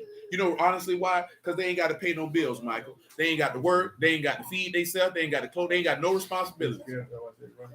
You know what I'm saying? All they got to do is sit in there and act like they a super tough guy and they was doing all this stuff on the street while they got to lay on a thin blue mattress on a hard steel bunk and have to touch themselves in ungodly ways, waiting on the commissary lady to bring them a bag of zoom zooms and wham whams and soups. It's the most horrible state of existence that a man could ever place himself in, because you ain't no man, nigga, you's a failure. You know what I'm talking about? You sit in a jailhouse, you sit in prison, nigga, you done failed. You can't stand up and say you no doggone man. Nigga, you done failed. You have to answer to another man. You know what I'm talking about? See, it's only a handful of people. Nigga, I already know, nigga, the objective to sell drugs is to stay out of jail. So if you go to jail, you have failed. I don't give a damn how you got there. You know what I'm talking about? Could have been your fault. Nigga could have told on. Who knows? But either way it goes, when you got to put on that Smurf outfit and you got to read doggone your DC number, you know what I'm talking about? When you are being addressed by a number and not a name, boy, you done failed, boy. You know what I'm saying? You done failed, boy. You can't turn around and say you know man and you wearing another nigga drawers and you got to put them in a laundry bag for another nigga to wash them. You washing drawers in the sink. Well, you're not a man when you got to take a shower with your drawers on because you worrying about another man looking at your genitals. You ain't no man. You ain't no man if you can't walk out the door of the place you sleep in. You can't walk out that dorm at your leisure. You know what I'm talking about? You got to get butt naked before you see your people to give them a hug. You ain't no man. That's a good question. Zozo say, why are prisons glorified in the culture? It means you got caught. It's glorified because it make it seem like if you could get through it, you a tough guy. You just that there in the third. When in reality, you's a damn fool. Because you know what the mob do when you go to prison? Them niggas act like you don't exist. You on your own. You know what I'm saying? The mob don't glorify niggas who go to jail. Don't worry about it. You know what I'm talking about? You know what I'm saying? They don't, I'm talking about the Italian mafia. They don't glorify that. Only black. You know why black people glorify that? Because black people glorify failure. Yeah. We rejoice in failure. That's why you get all amped up by the chick having a baby shower. She ain't got no husband. That's failure. That's failure. You go to a baby shower and she ain't got no husband. I don't give a damn if the dude there. If that's not her husband, they failed at life. See, ain't nobody gonna say that because you there for the meatballs and the good time. Hey,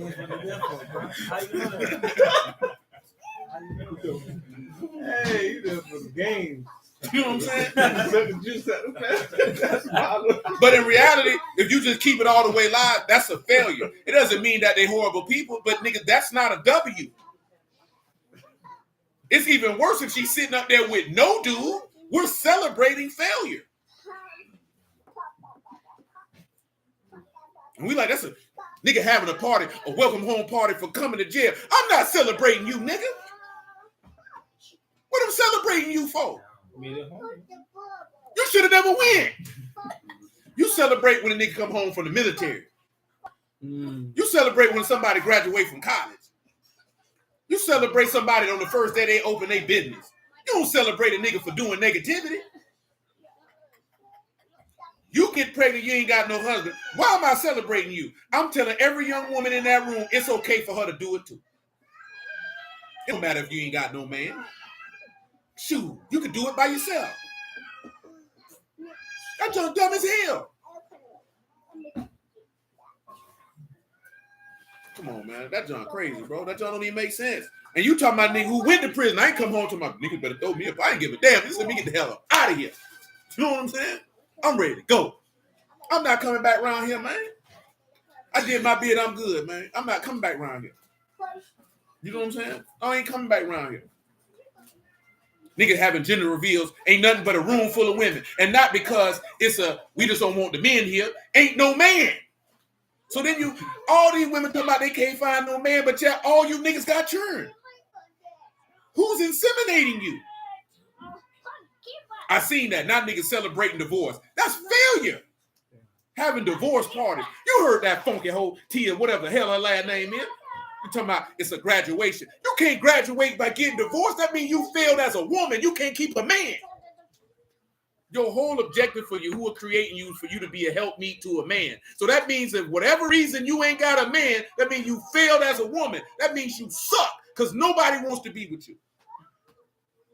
Nobody wants to be in your presence for whatever reason. And you know, well, the men of this, that, I don't want to hear that junk, man. You done been with 10, 15, 20 niggas in your life. It's you. I ain't even talking about sexually. It's you. You can't keep a man. You suck. Every man you get around wants to get away from you. See, a man is not measured if he can keep a woman or not. He's measured by what he can actually produce and add value to his community. You know what I'm talking about? But see, that's why they changed the narrative in this country. Why we got to be defined as a man, because that's what he created you for. And I'm talking about these are women who say they believe in the word.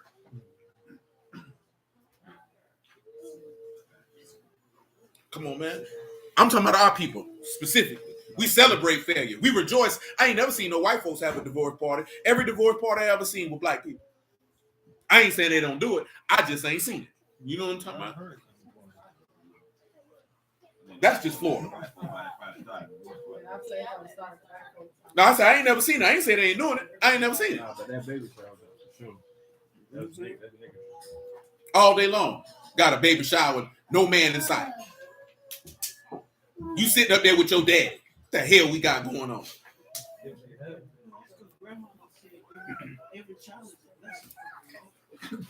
That's a damn lie. Hey. That is true. That is true, though. Well, shoot, these grandmas ain't no old grandma. They ain't telling you that's a blessing of the Lord. Your grandma's still in the club with you. That's what he's blessing. You around there with your grandma at Jen's place chasing after the same dude. He just slept with you first.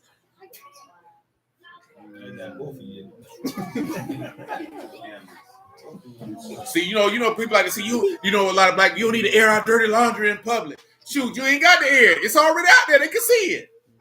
You celebrating. You celebrating it. You celebrating it. You walk around here, you know, man, look at man. Now they probably have parties for coming out being a sissy. I'm not like say I wish a nigga would invite me to some junk like that. I'm gonna be like that white man, that British white man, that little clip that slapped everybody that was in the backyard. I'm coming around here, I'm slapping everybody. I believe it.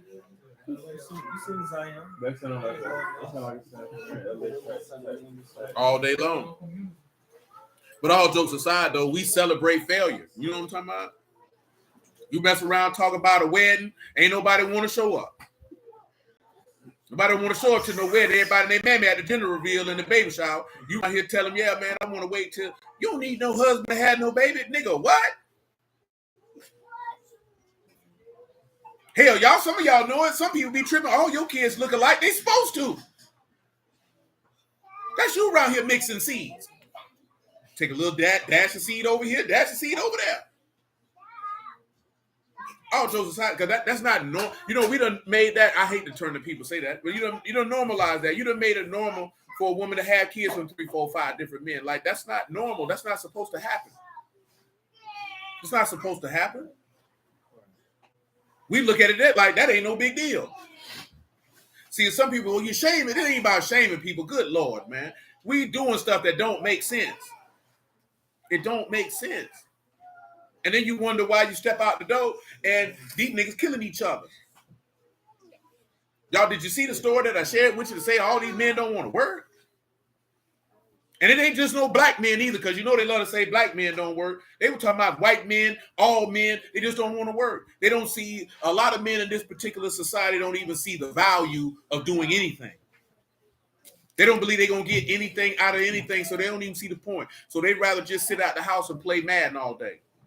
Play Call of Duty or Fortnite. Watch porn. Staying at their mama house.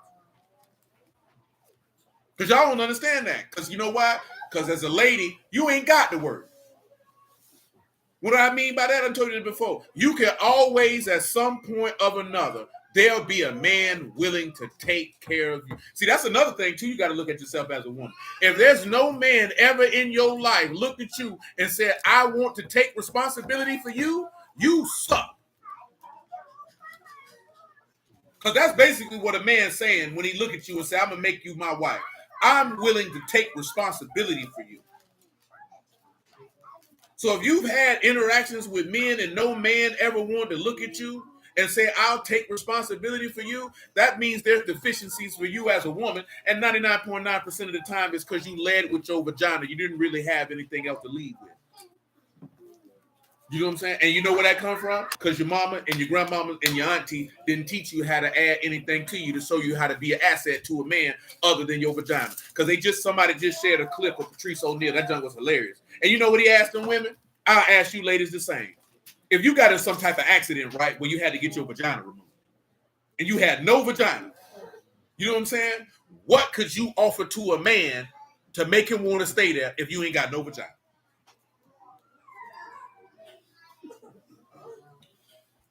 It's a serious question, because he literally asked, and if you would have heard the ladies' responses, it was tough. You put a link in it? Oh, I gotta find it. I didn't put it in there. Oh. But what would y'all have if you just had to have a surgery, no vagina, it's gone. They had to sew it up, or it fell off, whatever the case may be. You know what I'm talking about? You know what I'm saying? Just fell on the floor. They couldn't put it back on. Y'all gotta be lucky. Y'all ain't gotta have that problem. Cause see, you know that happened to John Wayne Bobbitt. Who? John Wayne Bobbitt. I don't know Bobbitt. Lorena Bobbitt. This was in the 90s. She cut his wee-wee off. You know what I'm saying? Then they was able to get it in time and sew it back on. Yeah, shoot, cuz, yeah. They saved it in time. You know what I'm saying? Because shoot, cuz went on to do pornos and all. This was in the 90s. You know what I'm saying? Yeah, Lorena Bobbitt is her name.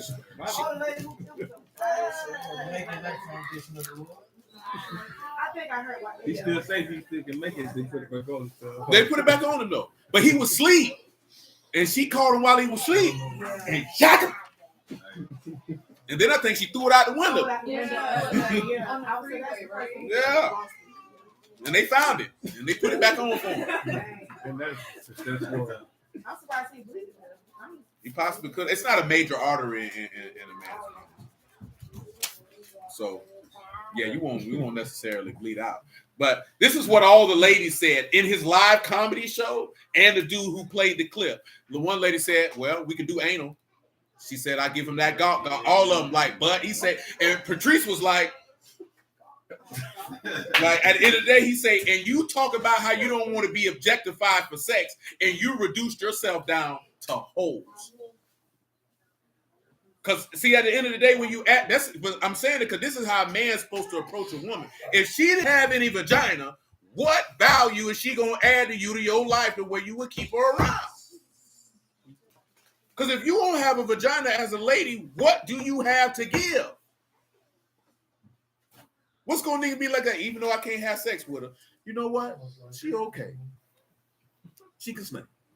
Because he said, you got to give you the 60-day period of like, I can't leave her. Oh, she just lost the coochie. That'd be messed up. You know what I'm saying? That's what Patrice said. You know what I'm saying? He's a comedian. You know what I mean? So that's what he do. But in reality, if you pause it and you look at it like that, and you think to yourself as a woman, if he couldn't have sex with me, what would I do to make him want to still be here? That's what I meant by the average young woman in this society, especially black women. You know what I'm talking about? You're taught to lead with your vagina. Sexuality is what you're taught to lead with. I got a hole. He likes the hole. He'll stay. But if you don't have that hole, what does he stay in for? You can't say cooking and cleaning because she clean for it. I could call a cleaner. Hell, I could call a meal prep man. You know what I'm saying? Hell, if I had enough money, I could go out and eat every night if that's what I chose to do. So then it would have to be what quality meals you're cooking. Is it that, you know what I'm talking about? Is it healthy meal? Is it the type of meals that make me be like, boy, I can't wait to get home my old lady cooking? See, that's different. So you got some people who cook, and then you got some people who cook, where it's like, boy, I got to get to the house, boy. They say, hey, yeah, man, we finna go out and eat tonight. Nah, boy, my old lady cooking tonight, boy, I'm going home. And not because he's trying to save $1. Because she cooked that food with love. He's trying to get to the house. You know what I'm saying? See, some people, they just cook. Put a plate in front of you. There wasn't no love in here. Eat it. You know what I'm saying? There wasn't no love in that food. That's just reality of life, man. You know what I'm saying? Like, Patrice a fool. So, you know what I'm talking about? But he was, it's a comedy bit, but it was a serious question. The person who played the clip, they just wanted to hear what these young women had to say. But I'm not saying that to denigrate women. I'm saying you that because that's how you're not educated properly, the way you can show that you are more valuable than just an orphan. You know what I'm talking about? So what does that tell us? Those of us who have daughters, that you would want to raise your daughter to the point that she would know that she is more valuable than just an orphan. Because of course, let's just keep it a buck all the way around the board. Men want women for sex, and women want men for resources. And if you don't think a woman wants you for some money, you stupid. You know what I'm saying? You stupid. Because every woman walking this earth who any got some sense, she wants this man to be able to take care of her. Nigga, deal with it. If you don't like it, oh well. Nigga, deal with it. Or stay at the house and do what you've been doing, messing up your sheets and tearing up your socks, killing yourself. You know what I'm talking about? Straight up and down. What? Messing up laundry. Because you mad with women all day long. We ain't on that type of time. You can't get mad at this woman because she wants somebody to be able to take care of her. The hell wrong with you, nigga? That's what you wired to do. You know what I'm saying? You don't want to do it. Hey, that's fine. But just know you ought to beat your meat for the rest of your life. You don't deserve one. I mean, truth be told, you ain't got no money. You shouldn't be thinking about no woman anyway. You should be thinking about a way to get yourself out of the financial cellar. You know what I'm talking about? For real. You sitting walking around here, you dead broke. I'm entitled to some vagina. These women ought to submit to me. I already know, boy, you been smoking crack before you got here tonight. Smoking something. But at the same token, ladies, you can have a lot of things to offer, but at the end of the day, he wants you for a beauty and a nice figure and what's in between your legs. The other stuff is what's going to make him want you to stay. You know what I'm saying? See, that's the difference, what you got to understand. You can have beauty, a body, and a vagina, and that man still won't stay because you ain't got nothing but that. So yeah, I come around here for some physical pleasure, but I don't want to stay. I don't want you around me. When you have other intangibles and elements to yourself where you are useful to his life, then he gonna want you to stay.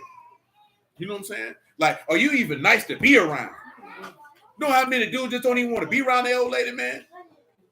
Before I get to that point, man, I'm gonna leave. If you got to come in the house with somebody you don't even want to be around, I'm gonna just leave. Because I ain't finna take care of you and I don't like you. I got to take care of you and I don't like you. I'd just rather go ahead and take that divorce L, man, and pay out whatever got to be paid. You know what I'm talking about? But you know, most of the time, people don't really dislike each other. You and your feelings about some junk and you don't let it build up. You know what I'm talking about? Now you walking around here resentful and angry. It's a lot of dudes do that. I just seen a dude said, man, almost about 50-60% of men who married ain't even getting no bonds. That's not right. That's not right. I told you that the other day, if you're going to get married and you can't have sex, what's the purpose of getting married for? Oh, you thought you got married for love? You got married for 2 reasons. Duty and coitus. That's what you got married for.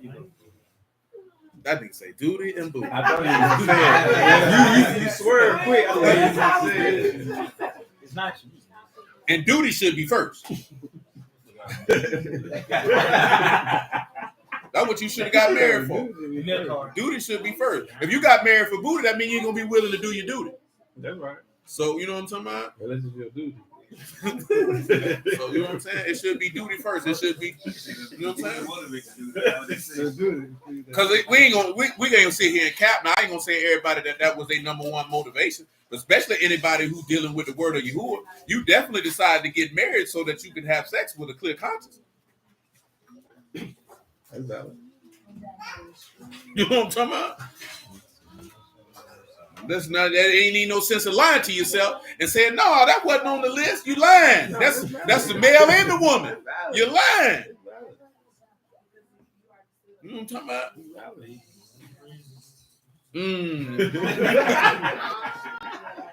It's just the reality of life, man. See, we like to lie to ourselves, man. Don't lie to yourself. Now, if it was your number one motivation, then you might need to check the lust you got going on in your heart, man. You know what I'm saying? Unless you was just with somebody who you had been with for a long time, you really got a desire for him. You're like, hey, I can't contain. We need, you know what I'm saying? That's different. But if you just like, well, I'm going to marry her because I want to have sex, you got a problem. You looking at this dude, I'm hot to try it. You know what I'm saying? Now you want to marry him? Come on, baby. Don't do yourself like that. Don't live your life like that. Come on, man. Where we at? Yeah, 4 and 12. Yo, Quran say he just Googled Lorena Bobbitt. Yeah, she cut that man penis off. I ain't gonna tell you no lie. After I'd have got out the hospital, I'd have killed that hoe. Straight up. I'd have found the boy and I'd have put a bullet here, here, and here. And after that, I'd have shot her right in the vagina. Because it ain't that serious. You doing all that, you could have just left. But I ain't gonna tell you no lie. That's why it's best. You want to slide on other women, it's best you tell her that's what you want. Because if she find out, boy, they get angry enough, you ain't no telling what that lady gonna do.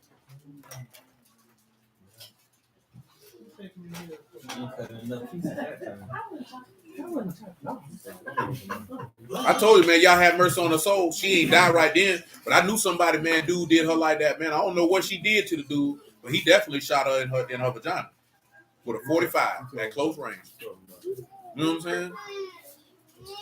I never forget that one. I came up after she got shot, but there was so much blood on that sidewalk. You know what I'm saying? I'm like, hey, what happened, man? And he said, boy, they shot Kim, boy. You know what I'm saying? Yeah, definitely. He told I see Quran seen it. They really put it back on. He did 2 pornos after that. No, I mean he used that for notoriety to get some money. Just put it back on. Yeah, man, I think that was 2000. You know, and I told y'all about that too, man. By the great, I forgot how she passed, but they definitely told her that she would never be able to have a baby, and she had a baby after that too. They definitely told her she'll never have it. Man, Kim was cool as hell, man. You know what I'm talking about? I don't know why dude did her like that. Come on, Sid. Hebrew 4:12. For the word of Elohim, quick and powerful, and sharper than any two-edged sword, piercing even to the dividing asunder of soul and ruach, and of the joints and marrow, and a discerner of the thoughts and intents of the heart. Mm-hmm. Neither is there any creature that is not manifest in his sight, but all things naked and open unto the eyes of him with whom we have to do. Seeing then that we have passed a great high priest that is passing to Shamahim, Yahusha, the son of Elohim, let us hold fast profession. For we have not a high priest which cannot be touched with the feeling of our infirmities, but was in all points tempted like as without sin. Let us therefore come boldly unto the throne of grace. Come where? To the throne of grace, that we may obtain mercy and find grace to help in time of need. Find what? Grace to help in time of need. Notice where he said you could come at. You couldn't do that before. I think it's also in Hebrews 10, but we'll leave it there for now. Come on back to Mark 16. All right, I just put that clip in there for you. Where we at? Boom, boom. We at the veil, verse 39. And when the centurion was stood over against him, saw that he so cried out and gave up the ghost, he said, truly, this man was the son of Elohim.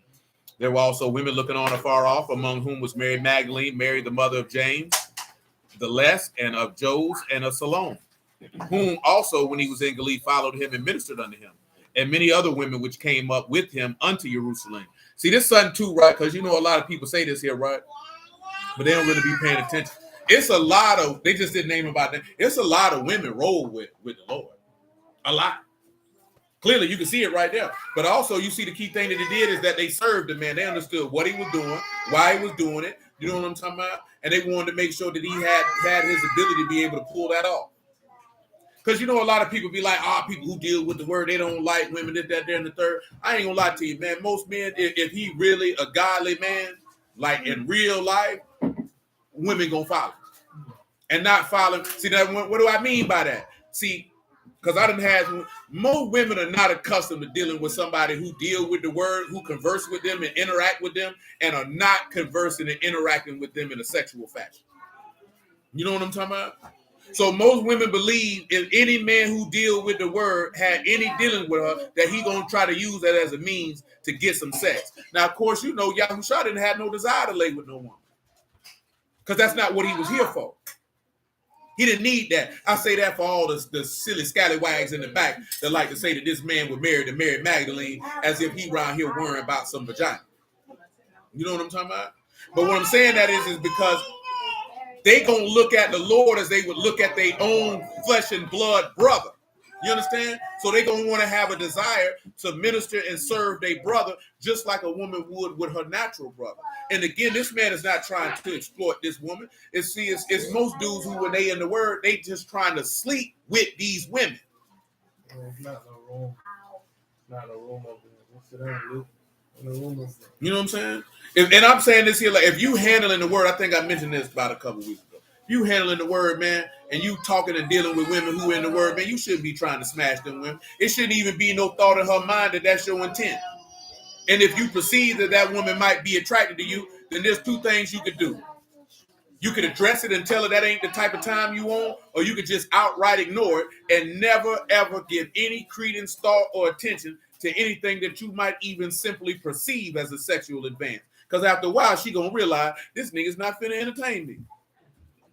He really just want my soul to be saved. Because most women think, oh, he want to have sex with me. And you know why most women think like that? Because the average dude out here will have sex with a horse if it let it. The average dude out here will have sex with anything that offers. You know what I'm saying? They have no restraint. They have no discipline in their loins. Period, point blank. They don't care if she's short, tall, fat, ugly, beautiful. They don't care.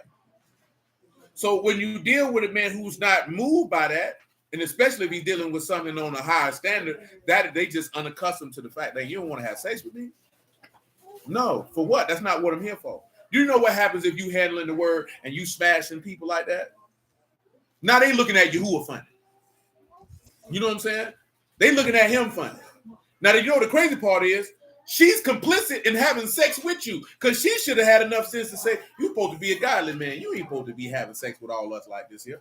But she'll lay with you and then talk trash about you, even though she was laying with you and she knew it was wrong, just like you knew it was wrong. But she gonna look at it like, well, you a preacher, so it shouldn't have mattered. Because you know it's all type of preachers be smashing women all up and down the church. Of course, he know, Derek might know, Stanley, you might know too. You know, it's a lot of brews. Them boys got a reputation for smashing them. You know what I'm talking about? Just running through them. Just running through them. They let these boys tell it they got several wives. You know what I'm talking about? Because sex is marriage. They got 14 of them. You know what I'm talking about? That's why, of course, y'all don't know. That's why you see all the people be talking about, well, why Hebrew marriages ain't this or why it ain't like that. Because y'all horn dogs. Y'all just having sex. And then when stuff don't work out, you go find somebody else to have sex with. And then when that happens, you find somebody else to go have sex with. That's what's happening. You're horny. You don't care about your whore. Oh yeah, it's a lot of dudes have, and they just smash chicks. You know what I'm saying? It's a lot of man, shoot, man, I'm saying shoot. Some of them got paperwork, still smashing. Because somebody was talking about that earlier, talking about the marriage license versus writing your own certificate. Man, I'm like, I don't be getting all that because I know before 1933, whatever the case may be, there was no marriage license. It didn't exist. You know what I'm talking about? For the most part, people wrote that in there, at least with black people anyway. They wrote that in their family Bible.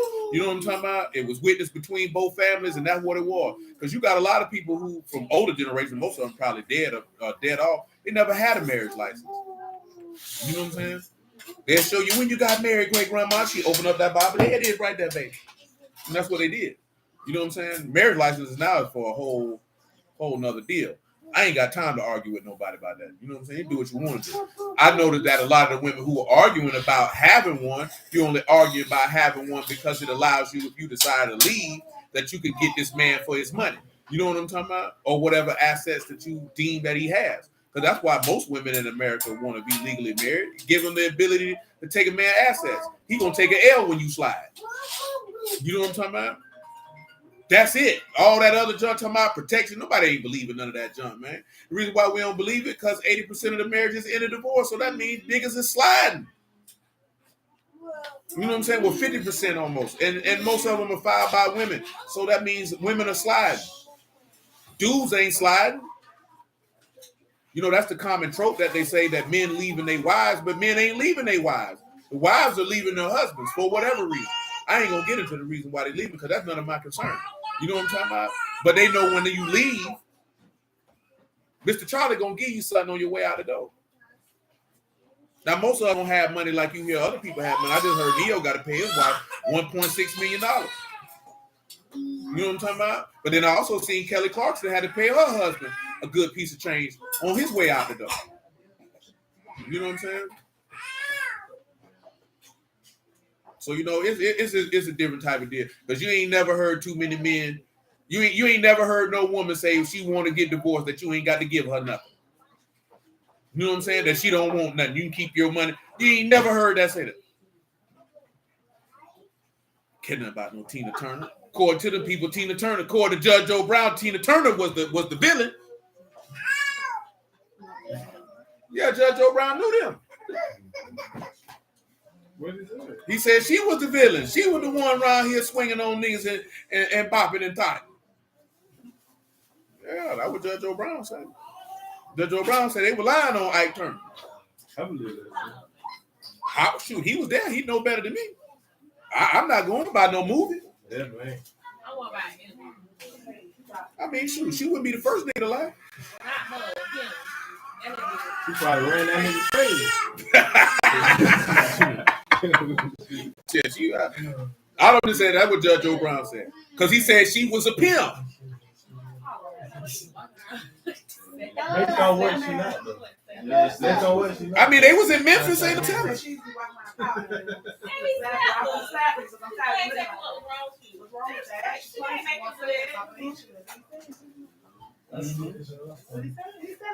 I mean, I ain't saying he didn't say it. All I'm just telling you is Judge Joe Brown gave a different version of events.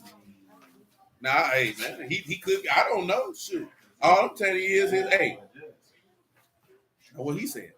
But You very rarely hear a woman be like, if she want to divorce a nigga, she don't want nothing.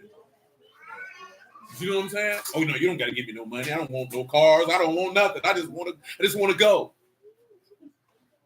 No, that don't happen. Let that nigga have a little bit of change. She trying to get everything she can get. Then when the tables get turned, then they get upset. We was at a networking event one time with this white lady. She was pissed. I gotta pay my husband alimony. She was upset. Hey man, you want equal rights? That's what come with it. You know what I'm saying? But I'm gonna tell you that's why a lot of dudes be like, man, shoot, you better be glad you're in the work. There's a lot of dudes, they don't even see the point, rhyme, or reason to marry any woman born in the United States of America. You know what I'm saying?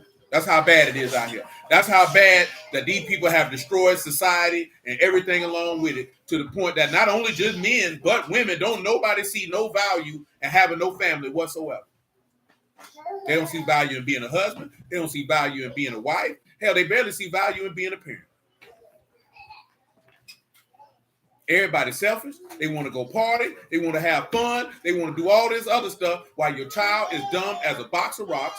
Your life passing you by. You're going to turn 35 years old talking about now you're looking for a husband. Then you get upset because don't nobody want you. You're a grown man. You've been playing around your whole life. You done pissed away your 20s and 30s. You're 40 years old. You ain't did nothing with your life. Now you mad with the government. The white man been holding me down. No, you was holding them beer bottles down. You was holding them pack of Swisher Sweets. You know what I'm saying? Hey, you know what's funny though? I put this in the chat with the dude that say college ain't for making money. It's for learning. You want me to go $100,000 in debt to learn?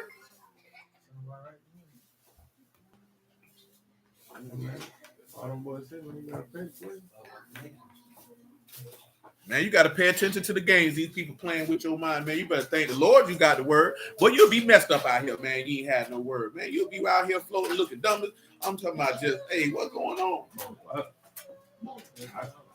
I see this in every day. Wow, what's going on? You just look at everybody around you ain't on the word. Well, you got to look at the word. Straight up and down. I'm telling you, boy. And I ain't saying it to be funny, man, because truth be told, and most of the ladies here, if you wasn't in the word, you probably wouldn't even be married. You'd probably be out here working a job that you hate, working 40, 50 hours a week. You know what I'm talking about? Being in debt to live a lifestyle that you can't afford. You know what I'm talking about? Because you know, if a woman ain't got, she want to take trips, she want to do all type of stuff. Put it on the credit card. Put it on this. Put it on that. You know what I'm talking about? Because that's the converse. If you ain't got no husband, you gonna have to get out here and work. And most people don't have a career. You got a job. Sloan, you got a job. So there's no upward mobility in what you got going on. You know what I'm talking about? So then you're gonna get tired of that working. Then you're gonna want somebody to come in here and pay all your bills, but you ain't got nothing but a vagina. Nah, man, not tricky. We ain't gonna put that on us. Muffin. Well, there's low level cooking going on. I want to put a trip on my card. Come here, Muffin. Matthew, Mark, Luke, and John. Which one? You got chapters 1 through 28. Which chapter? Say what? 21. You don't talk this low at the house. That's right. That's right. Hold on. I ain't here 21. Let me finish Mark 16. 40. What we have? 42. And now when the evening was come, okay, that's when they put him in the grave. We don't got to read all that. Come on to Matthew 21. This is the next one we're gonna look at. Y'all willing, Wednesday we might do the comparison with Moses bringing the law in juxtaposition to that. You know what I'm saying? Oh, for real, but I mean that ain't no joke. Right? At the end of the day, see, a man gonna have to work regardless. You know what I'm saying? Till he dies, for the most part, unless he set himself up to a point where he can retire. You know what I'm saying? And at the point they talking about how much money niggas gonna need to retire, ain't nobody retiring. You know what I'm saying? They don't talk about, boy, you're gonna need about $5 to $6 million to be able to retire and live comfortably. I ain't talking about balling. We talking about pay your bills and buy food. That's what you're gonna need. for them 10 to 20 years that you think you still gonna be alive after you start working. You know what I'm saying? The average person in America ain't never gonna see that kind of money. You know what I'm saying? So you're gonna work till you dead. You know what I'm saying? And most women don't want to work till they dead. You know what I'm saying? But they want the autonomy that they feel like they're gonna get from earning money, but you still gonna have all these responsibilities. I'd be like this here, boy. If you got a woman, she working, man, and you pay all the bills and she keep her money, you're a damn fool. Especially if she make more money than you. Ain't no way in the hell. Ain't no way. Ain't gonna be looking at me. You the man, you supposed to pay all the bills. Man, shoot, nigga, you finna shoot that bread right on over here because you got me messed up. If you think I'm finna sit here and you just get your money, do whatever the hell you want to with it, and I gotta pay for X, Y, Z, what type of sense that make? Matter of fact, you was a selfish nigga. The fact that you could feel comfortable with doing that means you don't really fool with that man for real. You know what I'm talking about? You don't really fool with that man for real. Because you don't care. You care about you. See, that's a bad attitude to have. Word or not. Matthew 21:1, man. And when they drew near unto Jerusalem and were come to Bethpage under the Mount of Olives, then sent Yahusha 2 disciples, saying unto them, go into the village over against you straightway, you shall find an ass tied and a colt with her, loose, bring unto me. And if any say unto you, you shall say the Lord had need of them, straightway he will send them. Of course, we literally just read that in Esther, right? But we'll get to Zechariah where it's mentioned. All this was done that it might be fulfilled, which was spoken by the prophet, saying, tell you, daughter of Zion, behold, your king come unto you meek, sitting upon an ass and the colt of a foal of an ass. And the disciples went and did as Yahusha commanded them, and brought the ass, the colt, and put them their clothes, and set thereon. And a very great multitude spread their garments in the way. Others cut down branches from the trees and strawed in the way. And the multitudes that went before, that followed, cried, saying, Hosanna to the son of David, Baruch he that come in the name of Yahuwah, Hosanna in the highest. And when he was coming to Jerusalem, all the city was moved, saying, who is this? And the multitude said, this is Yahusha, the prophet of Nazareth of Galilee. So come on, give me Zechariah 9:7. Yeah, that's right, man. You know, that's what the curse is, man. Man gonna work till the day he go back to the dust. That junk just is what it is. So we're gonna look at a couple elements of some things with this here, right?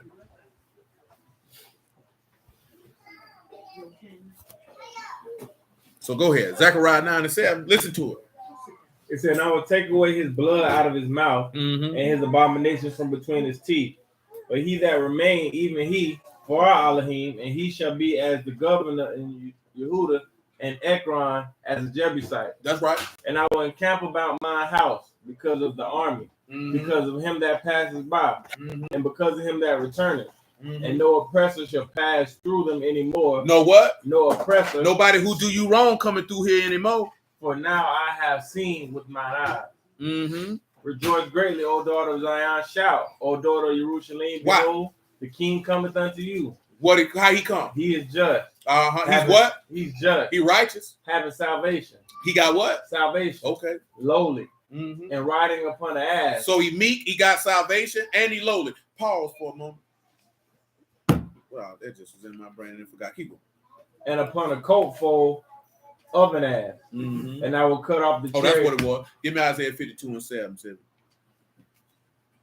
Now listen to it, right? You know what the objective of what he's showing you right here? Because he said he coming with grace and truth and this love and kindness. So this means it's showing you that your Elohim reign.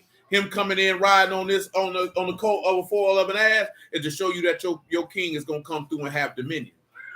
That he gonna have rule. That he gonna sit on the throne. And because he coming to sit on the throne, what is he bringing with him? He bringing salvation with him. Listen to it. Isaiah 52:7. How beautiful upon the mountains are the feet of him that bring good tidings, that publish peace, that bring good tidings of good, that publish salvation. That publish what? Salvation. Publish what? Salvation. Did they say that's what he would bring it? That say unto Zion, what he said? Your Elohim reign. Your Elohim has dominion. He has rule. He has authority. Come on back to Zechariah 9. It says, and I will cut off the chariot from Ephraim and the horse from Jerusalem, and the battle bow shall be cut off, Mm-hmm. and he shall speak peace unto the heathen, He speak what? peace unto the heathen, Now he gonna give shalom to the nations. and his dominion from sea to sea. Now he telling you how he gonna have rule. This is faithfulness of Elohim. He peace and peace to the heathen, and so forth, and bring them the same everlasting salvation. We were just talking to somebody about this, right? And y'all already know this. Because you know what every brew be telling you, right? The nations can't get salvation because all they think about is the kingdom. Most of them don't understand that everybody come from Adam, because everybody come from Shem, Ham, and Yafet. Shem, Ham, and Yafet come from Noah. Noah come from Adam. And in Adam, we all died. So everybody got access to that. But yes, that is correct. No nation under heaven that is not of the seed of Yasharal will have dominion, authority, and power in the kingdom of Shamahim. That is a fact. That's what the book say. That's not my personal thought process or opinion. But will they inherit? Sure. Absolutely. What does the text say? Your nobles and governors will be of what? Of yourself. That's what that is. There's no changing that. Just because they don't have rule and authority don't mean that they can't be there. You know what I'm saying? But I don't think a lot of brothers realize that every man is under sin and every man is under death, and all men and women need to be delivered from it, irregardless of the seed that they come from. Come on, man.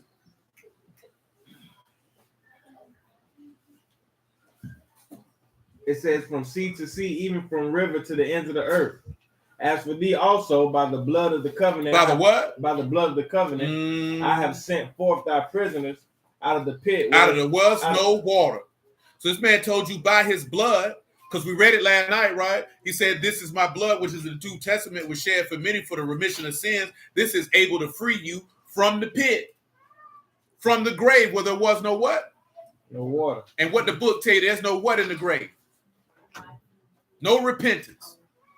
We show you why he had to preach to the spirits in prison, because there wasn't no water in the pit. So he came to bring them some water in the pit so they might live, so they could be quickened under Elohim, but die like men. Ain't that what Peter told you? Let's come on back over here to Matthew chapter 21. We just keep that brief. With that, hold on, my bad. Psalms 118, because he mentioned blessed is he that come in the name of Yahuwah. Psalms 118 and 5, I believe. It might be 116.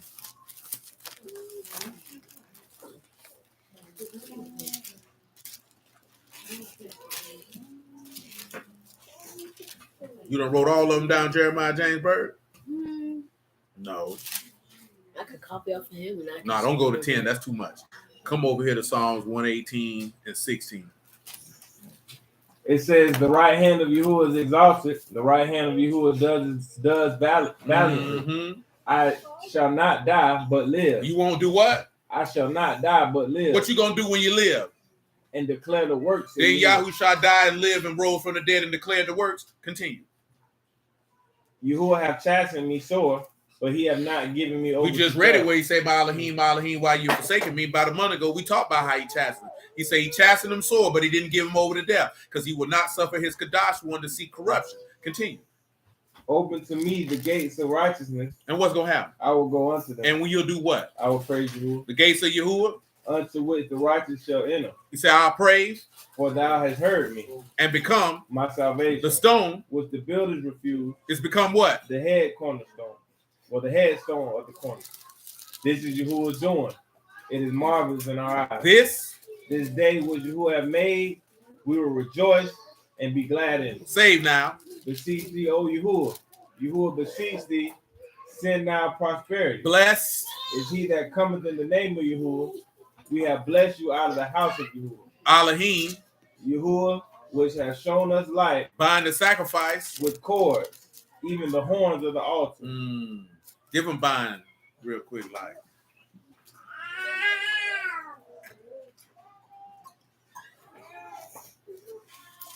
What's that Hebrew word? Asar.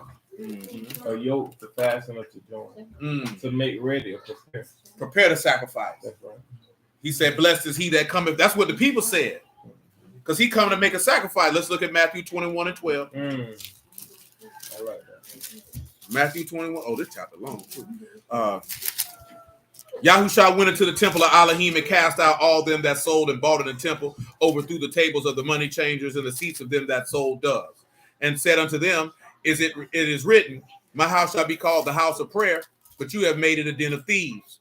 The blind and the lame came to him in the temple, and he healed them. And when the chief priests and scribes saw the wonderful things that he did, and the children crying in the temple saying, Hosanna to the son of David, they were sore displeased. You got to be a real goofy nigga to be upset by that.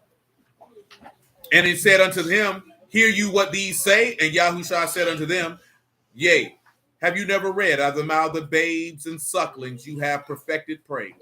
And he left them and went out of the city into Bethany and lodged. For those of you who don't know, because we're getting towards the end, right? The reason why he overthrew the tables and the money changers in the temple is because it was a feast day. And see, if you understand, you got 3 feast days where you got to bring up tithes. That's Passover, Pentecost, and Tabernacles. You can see this in Deuteronomy 14. So when you're coming up, and if the journey is too far, you can take whatever you were going to bring the tithe, turn it into money, and then buy whatever you want.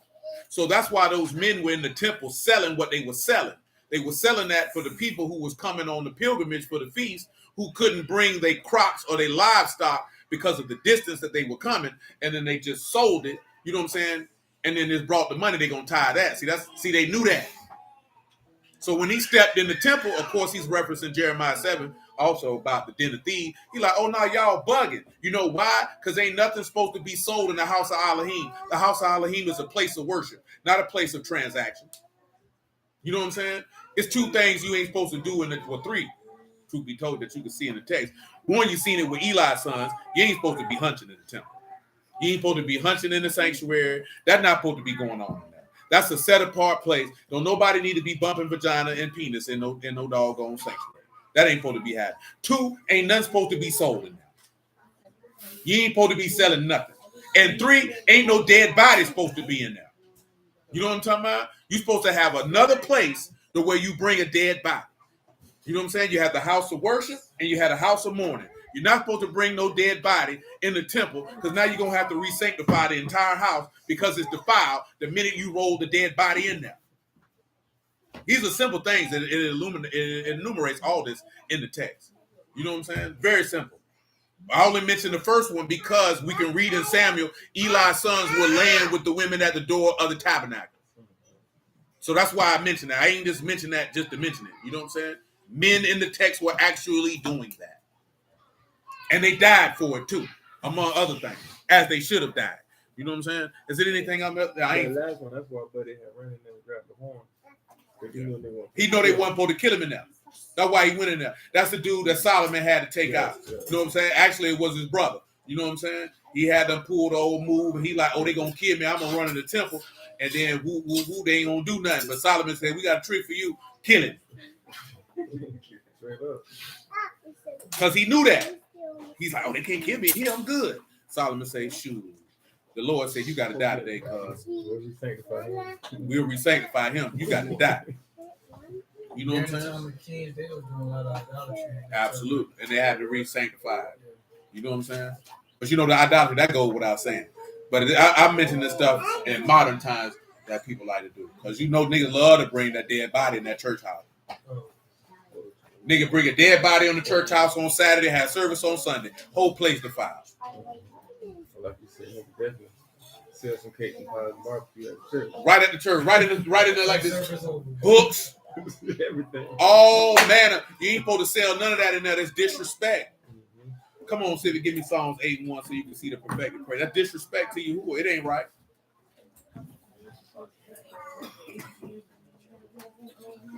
Oh, Yahuwah, our master, how excellent your name in all the earth, who have set your esteem above the Shamahim. He said his esteem above what? Shamahim. Why you think he said he go above the cloud? Go ahead. Out of the mouth of babes and sucklings have you ordained strength. Out of the mouth of babes or what? And sucklings. You ordained what? Strength. Give him strength by definition. That's why he said it's perfected praise. Y'all know what perfected praise actually means, right? Go ahead. Might. Strength. Power. Mm-hmm. Give him perfected praise real quick, man. And Greek. Tell them what it means. Baby Ruth. What you talking about?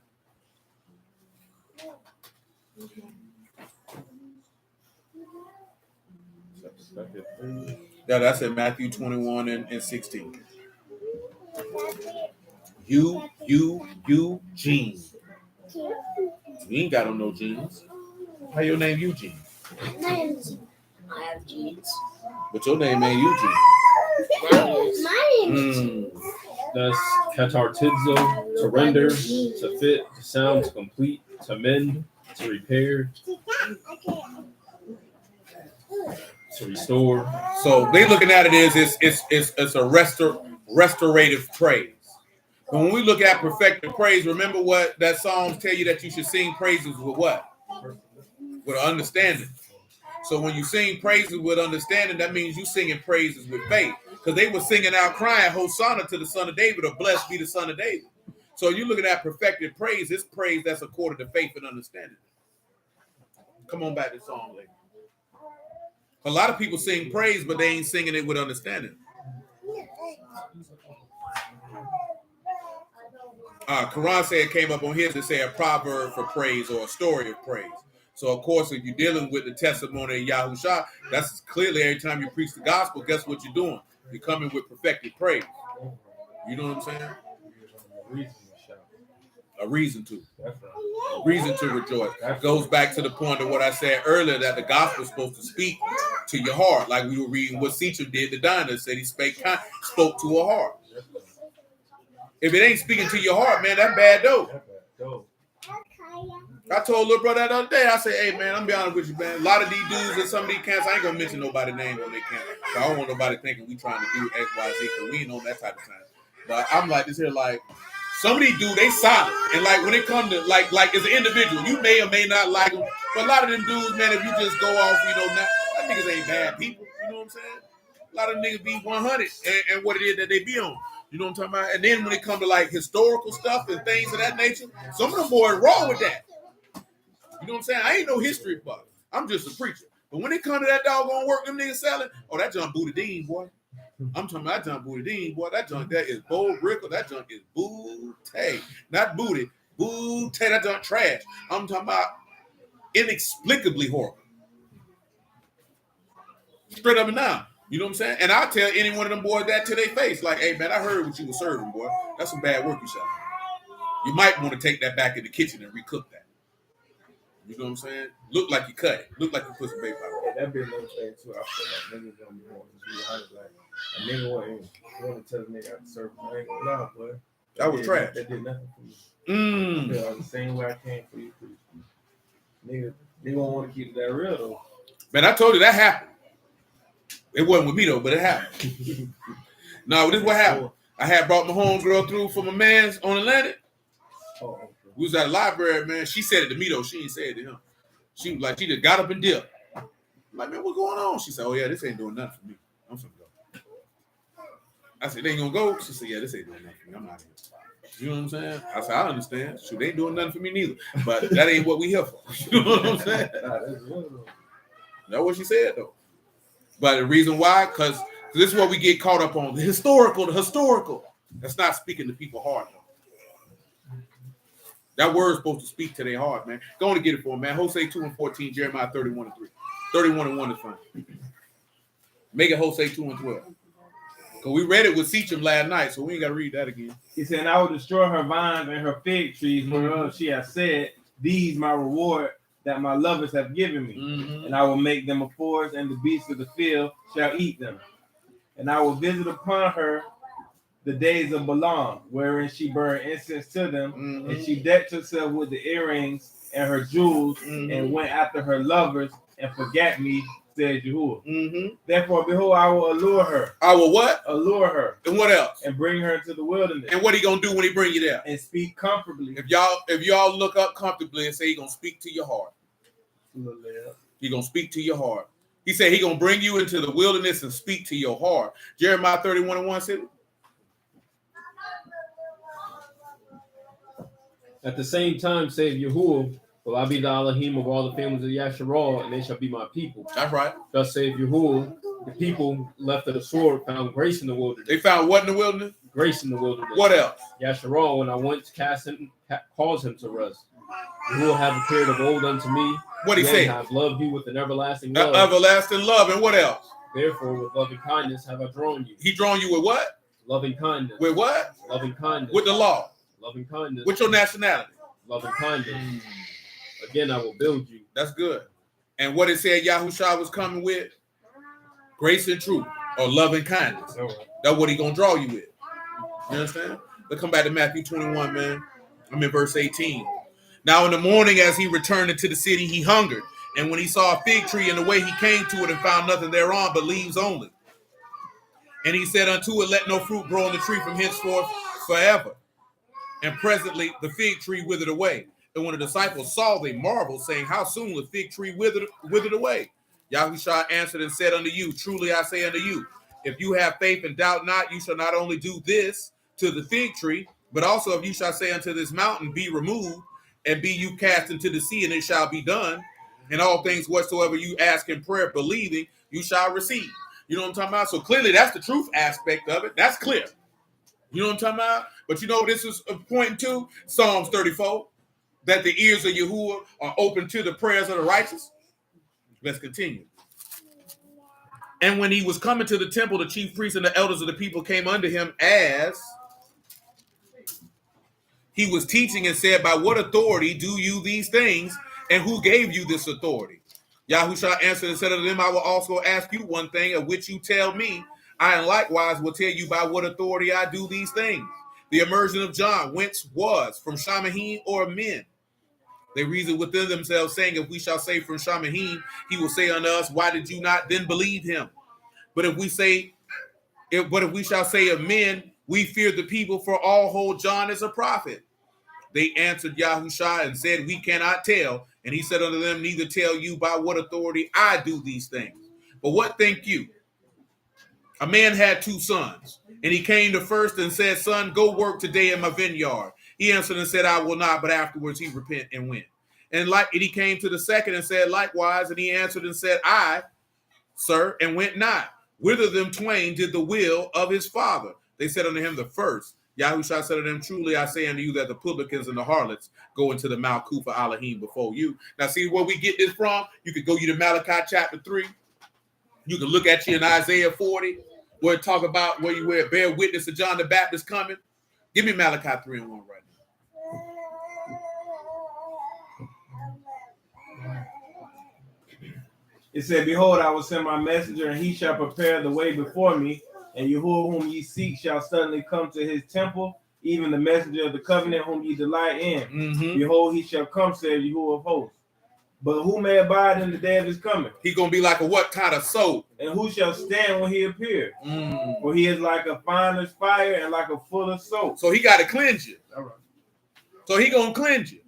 See, the publicans and the harlots were willing to be cleansed. See, the scribes weren't. Because they knew the book spoke about John. They knew it. They knew somebody was supposed to come and pave the way. They may have not knew it was John, but they knew clearly it was lining up with something.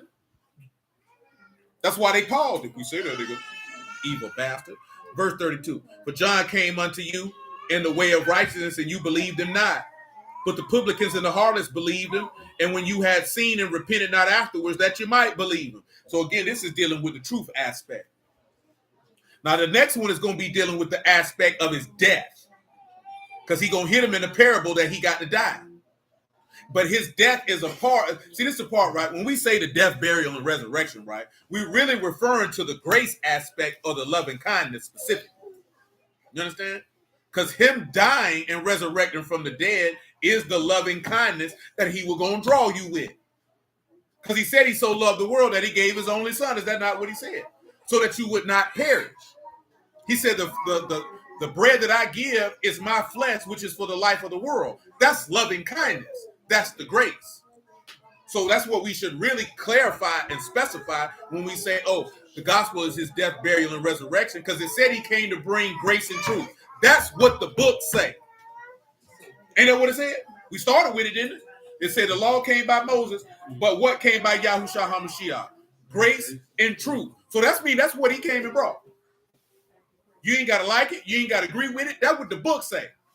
That's not what I say.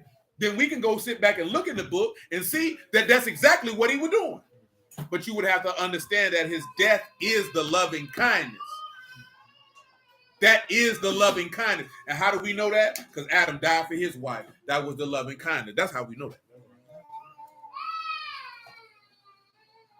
Verse 33, Matthew 21. Here another parable. There was a certain householder which planted a vineyard. You can go read that in Isaiah 5. We ain't reading it right now.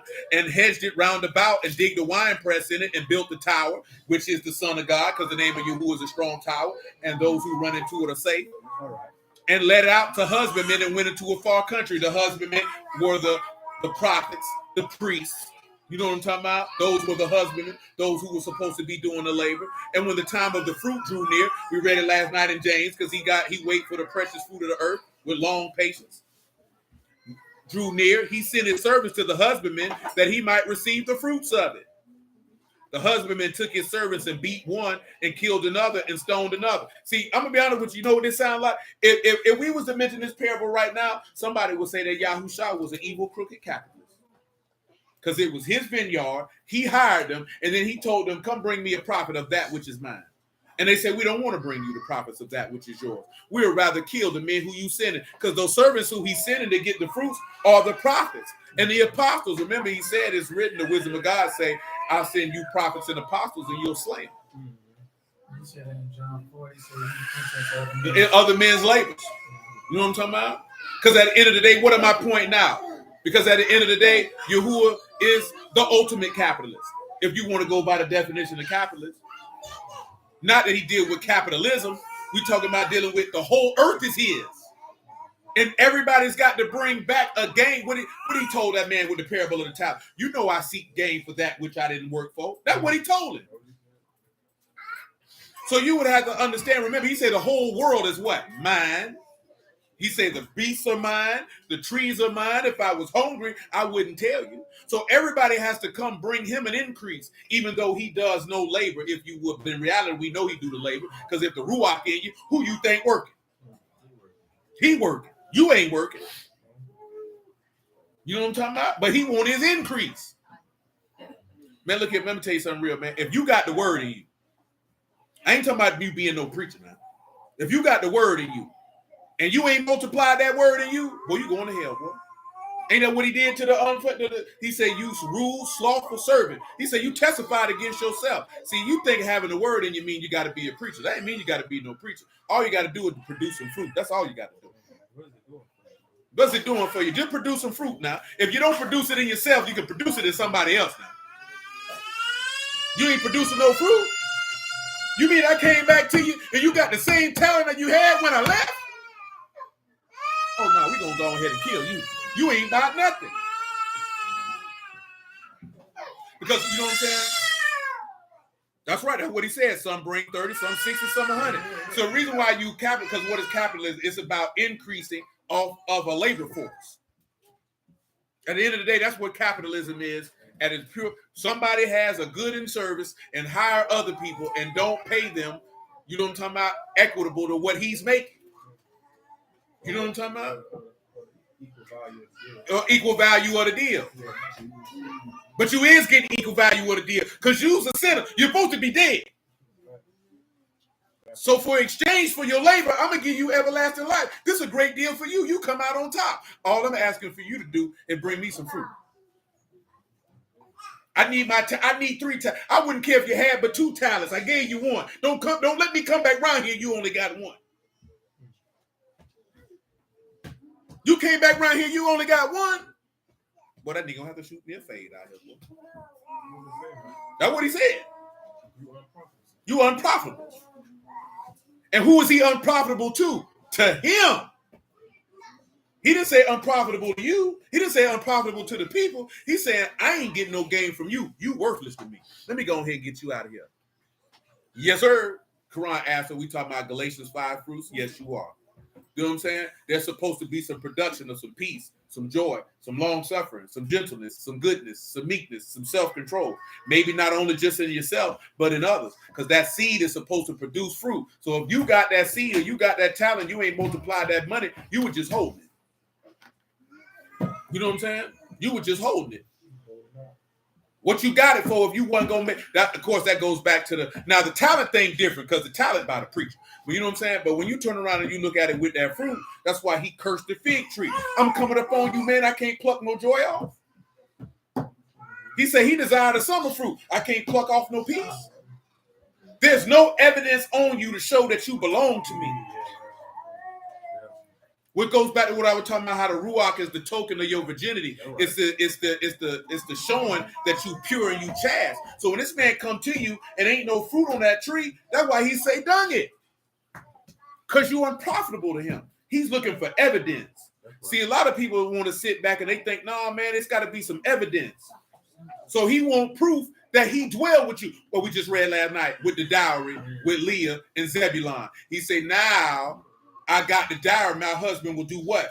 Dwell with me. So now when he's purchased you, he gonna dwell with you. And guess what the book of Proverbs say? He'd rather dwell on a rooftop than to dwell in a house with a contentious woman.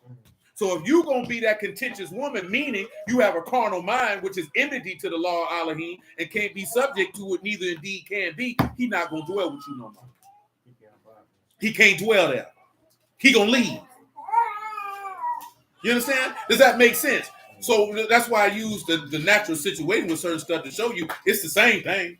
That way you can visualize it because you can see it in the natural. You may have known somebody in that type of position. That man is not going to dwell in a house with a woman who want to fight against him. That woman fighting against him is the carnal mind of man. You have to get rid of it or he's not going to live there. You know what I'm saying?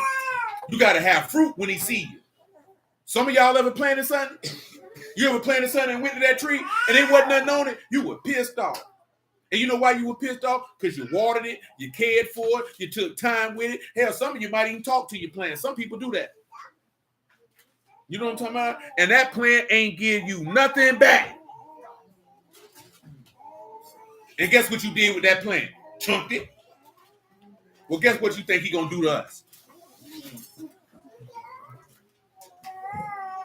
Verse 34, Matthew 21, one more time. And when the time of the fruit drew near, he sent his servants to the husbandmen that they might receive the fruits of it. I've heard that before, Brother Craig. That's why I said that. He said it helps talking to the plants. I've heard that before. That's why I said it. Some people do talk to their plant. Because some people done did some research and say it's beneficial to the plant. That's why I said that. All things. Talk to it. I need some fruit. Where them grapes at? You know what's funny? BOA said this. They just had me laughing, right? You know, it just came in my mind because we talking about these fruits, right? They were talking about some lady was talking about men say men want women to chase them now and take them out on dates and body that there and the third. Dude was like, men supposed to be hunters. Let me tell y'all something. That's a bold-faced lie. The mass majority of men throughout history weren't hunters. You know what the mass majority of men were? What our people were? They were husbandmen. They were tillers of the land. Adam wasn't no hunter.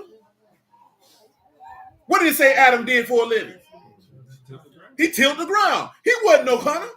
That man was a husbandman. That's what he did for a living. You know, that's the common thing. They say men hunt what they want. Men are hunters. No, we not. Yeah, he said he was a mighty hunter. Every man ain't no hunter. Ain't every man around here, but we hunting for food. Niggas got seeds and planted and grew their food. You know what I'm saying? Or they also got with somebody who raised cattle, raised sheep. That's how they got their protein. You know what I'm saying? See, that be that doggone caveman junk to think all men was walking around here with clubs and knives, beating down lions and bears looking for something to eat. That is a lie. And I'm only mentioning that because our people specifically were keepers of sheep and husbandmen. And that's what the book say? Book say the Egyptians told us this abomination because we were shepherds. We kept sheep. Everywhere you see in the text, what the man say you came in the land, what you had that you ain't planted? Vineyards. He ain't say it was some animals there for you to hunt. Fields that you didn't plant, bro. Fields that you didn't plant. You was a farmer. That's what you did. And honestly, throughout the course of human history, that's what most men did. Most men were not out here hunting food. They planted fruits and vegetables and ate them. They got with other people who raised livestock and bought them. You know what I'm saying? They try to pitch that hunter and gatherer. Yeah. Just because. That's the caveman there. Yeah. And niggas who ain't from the line, like niggas who ain't taught the ways of Yahuwah, they weren't skilled at it. No. So they had to resort to Hunting. More savage. Absolutely more savage conduct and behavior. Because Yahuwah taught his people to be husbandmen and tillers of the ground. But also Esau was a hunter. He said, go get that venison. But they wasn't hunting like this. Said, no, man. No, that ain't what it was. Because the first man was a husbandman. He was a tiller of the ground. he sowed and planted. You know what I'm talking about? Who that? Yeah, he definitely could have been fishing because we know Peter was a fisherman. You know what I'm saying? Like, it's just that common thing to say men hunt what they want. No, they don't. Every man ain't never hunted in their life. I'm talking about in antiquity and now. Every man ain't been in no wood talking about hunting no deer. Most of you niggas don't even know nobody who done killed the animal before.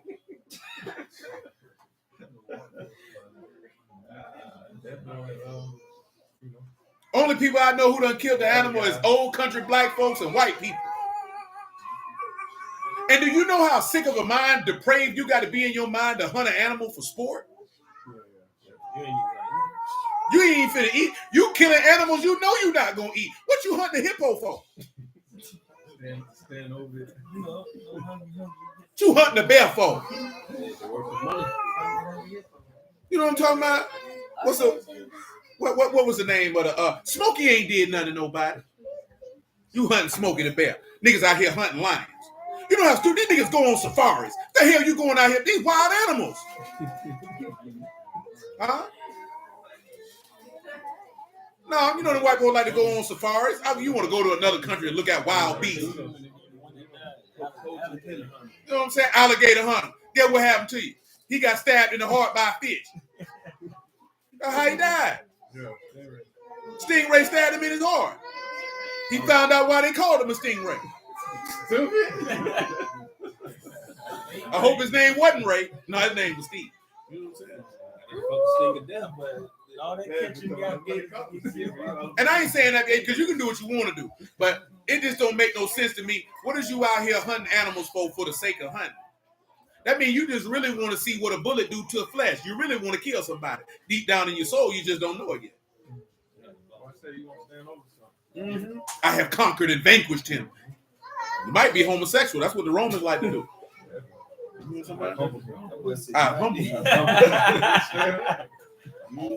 They're keeping it real with you. You know what I'm saying? But then also dealing with the fact of why you want to go out there and look at wild animals.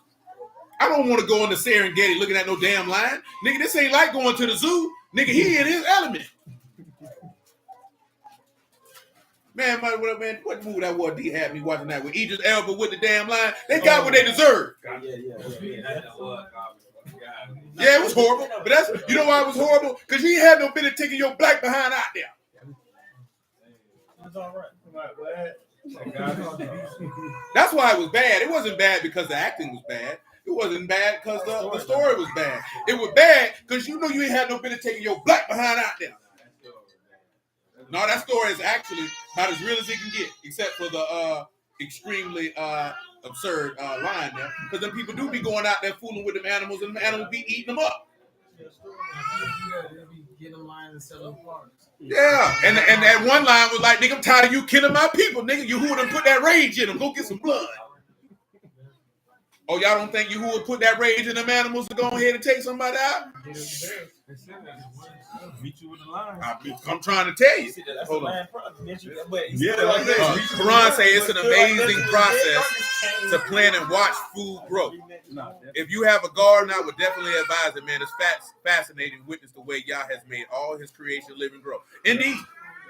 Because you can definitely see, now I will say that because what Corey was talking about with it, you can definitely see elements of the gospel if you out there planting the song. I ain't gonna tell you no lie. That ain't no cap. Yeah, you definitely can. If you actually go out there and you actually farming something, you can definitely see the beauty of Yahuwah's creation, the death and resurrection. You see all that. They ain't no cap. That's real talk. It's only a handful of people skilled enough that they can sit there and show you that and then open up the text and show you that out of text. You know what I'm saying? It's only a handful of people skilled enough to do that. But that farming definitely show you the wonderful works of Yahuwah all the way around the world. Because clearly, what John 12 say, if the seed fall on the ground, it'll abide alone. But if it die, it bring forth much fruit. That seed got to die in that ground. Say it's a video of 15, 20 boys chasing 2-3 hunters. Them boys was out for blood. I don't tell you no lie, man. All jokes aside, well, Yahuwah put it in the mind of some of the animals, boy. Go ahead and kill that sinner. Go ahead and get him out of here. Don't think it's no game. Yahuwah put it right in that lion heart. Eat him now. And get what that lion coming to do. Looking for you. I And need the elephants, we don't step on them. straight up now. He put it in the matter. Man, Yahuwah control all things, man. He put it in their heart, man. Go ahead and kill Buddy, man. I'm sick of Buddy. You know what I'm saying? And he ain't killing Buddy because Buddy out here hunting. He killing Buddy for all that wickedness. He just didn't know. The day was the day you gonna die, and you dying by the hand of a lion today, Buddy. That was said in Daniel too. Like they starved them boys on purpose. Not On that purpose.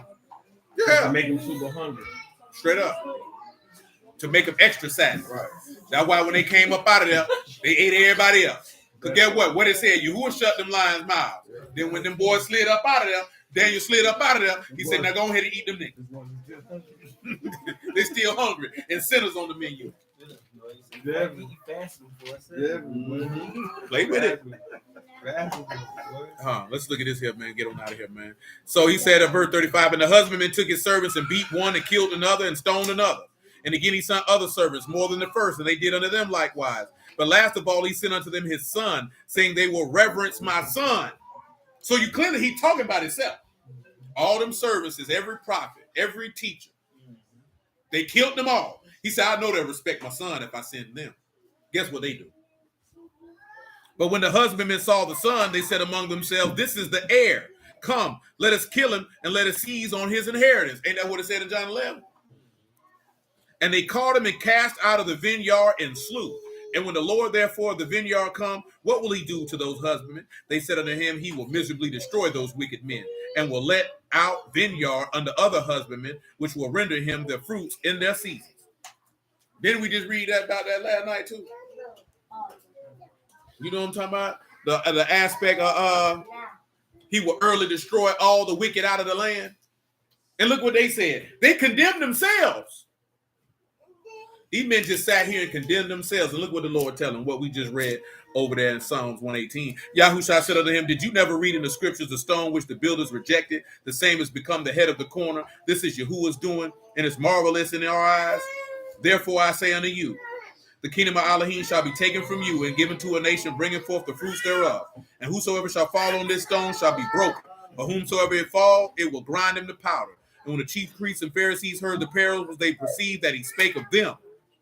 But when they sought to lay hands on him, they feared the multitude because they took him for a prophet. So guess what? Now they done heard it. They realized that he was talking about himself and us. But what did he just show them? The truth. That there's a man coming to have dominion and rule to be able to deliver the people, and you're going to kill him for it. But in your killing him for it, it'll be the manifesting of the loving kindness of Yahuwah, because as it said in Genesis with Joseph, remember what it said? You sought to destroy my life, but in the end, you did what? Save many. So hallelujah for Yahusha and the word, man. We're going to stop right there for now. And you know, it's 88 chapters, and we're probably not going to look at all 88 chapters. For Matthew, Mark, Luke, and John, it's 88 chapters. We're going to try to go, y'all willing, in 3 weeks, we're going to try to look at as many as possible in 3 weeks to show you how he brought grace and truth. Y'all we'll dip in and out looking at Moses and him bringing the law, but you know, that's kind of straightforward. So I appreciate y'all. I bless y'all, the house of Elohim, in the name of Yahusha, man. Praise you indeed, man. Shalom. Love y'all. Appreciate y'all, man. Yahuwah willing, man. We're going to pop off on Wednesday, man. Make it do what it do. And until that time. You like this? You like this?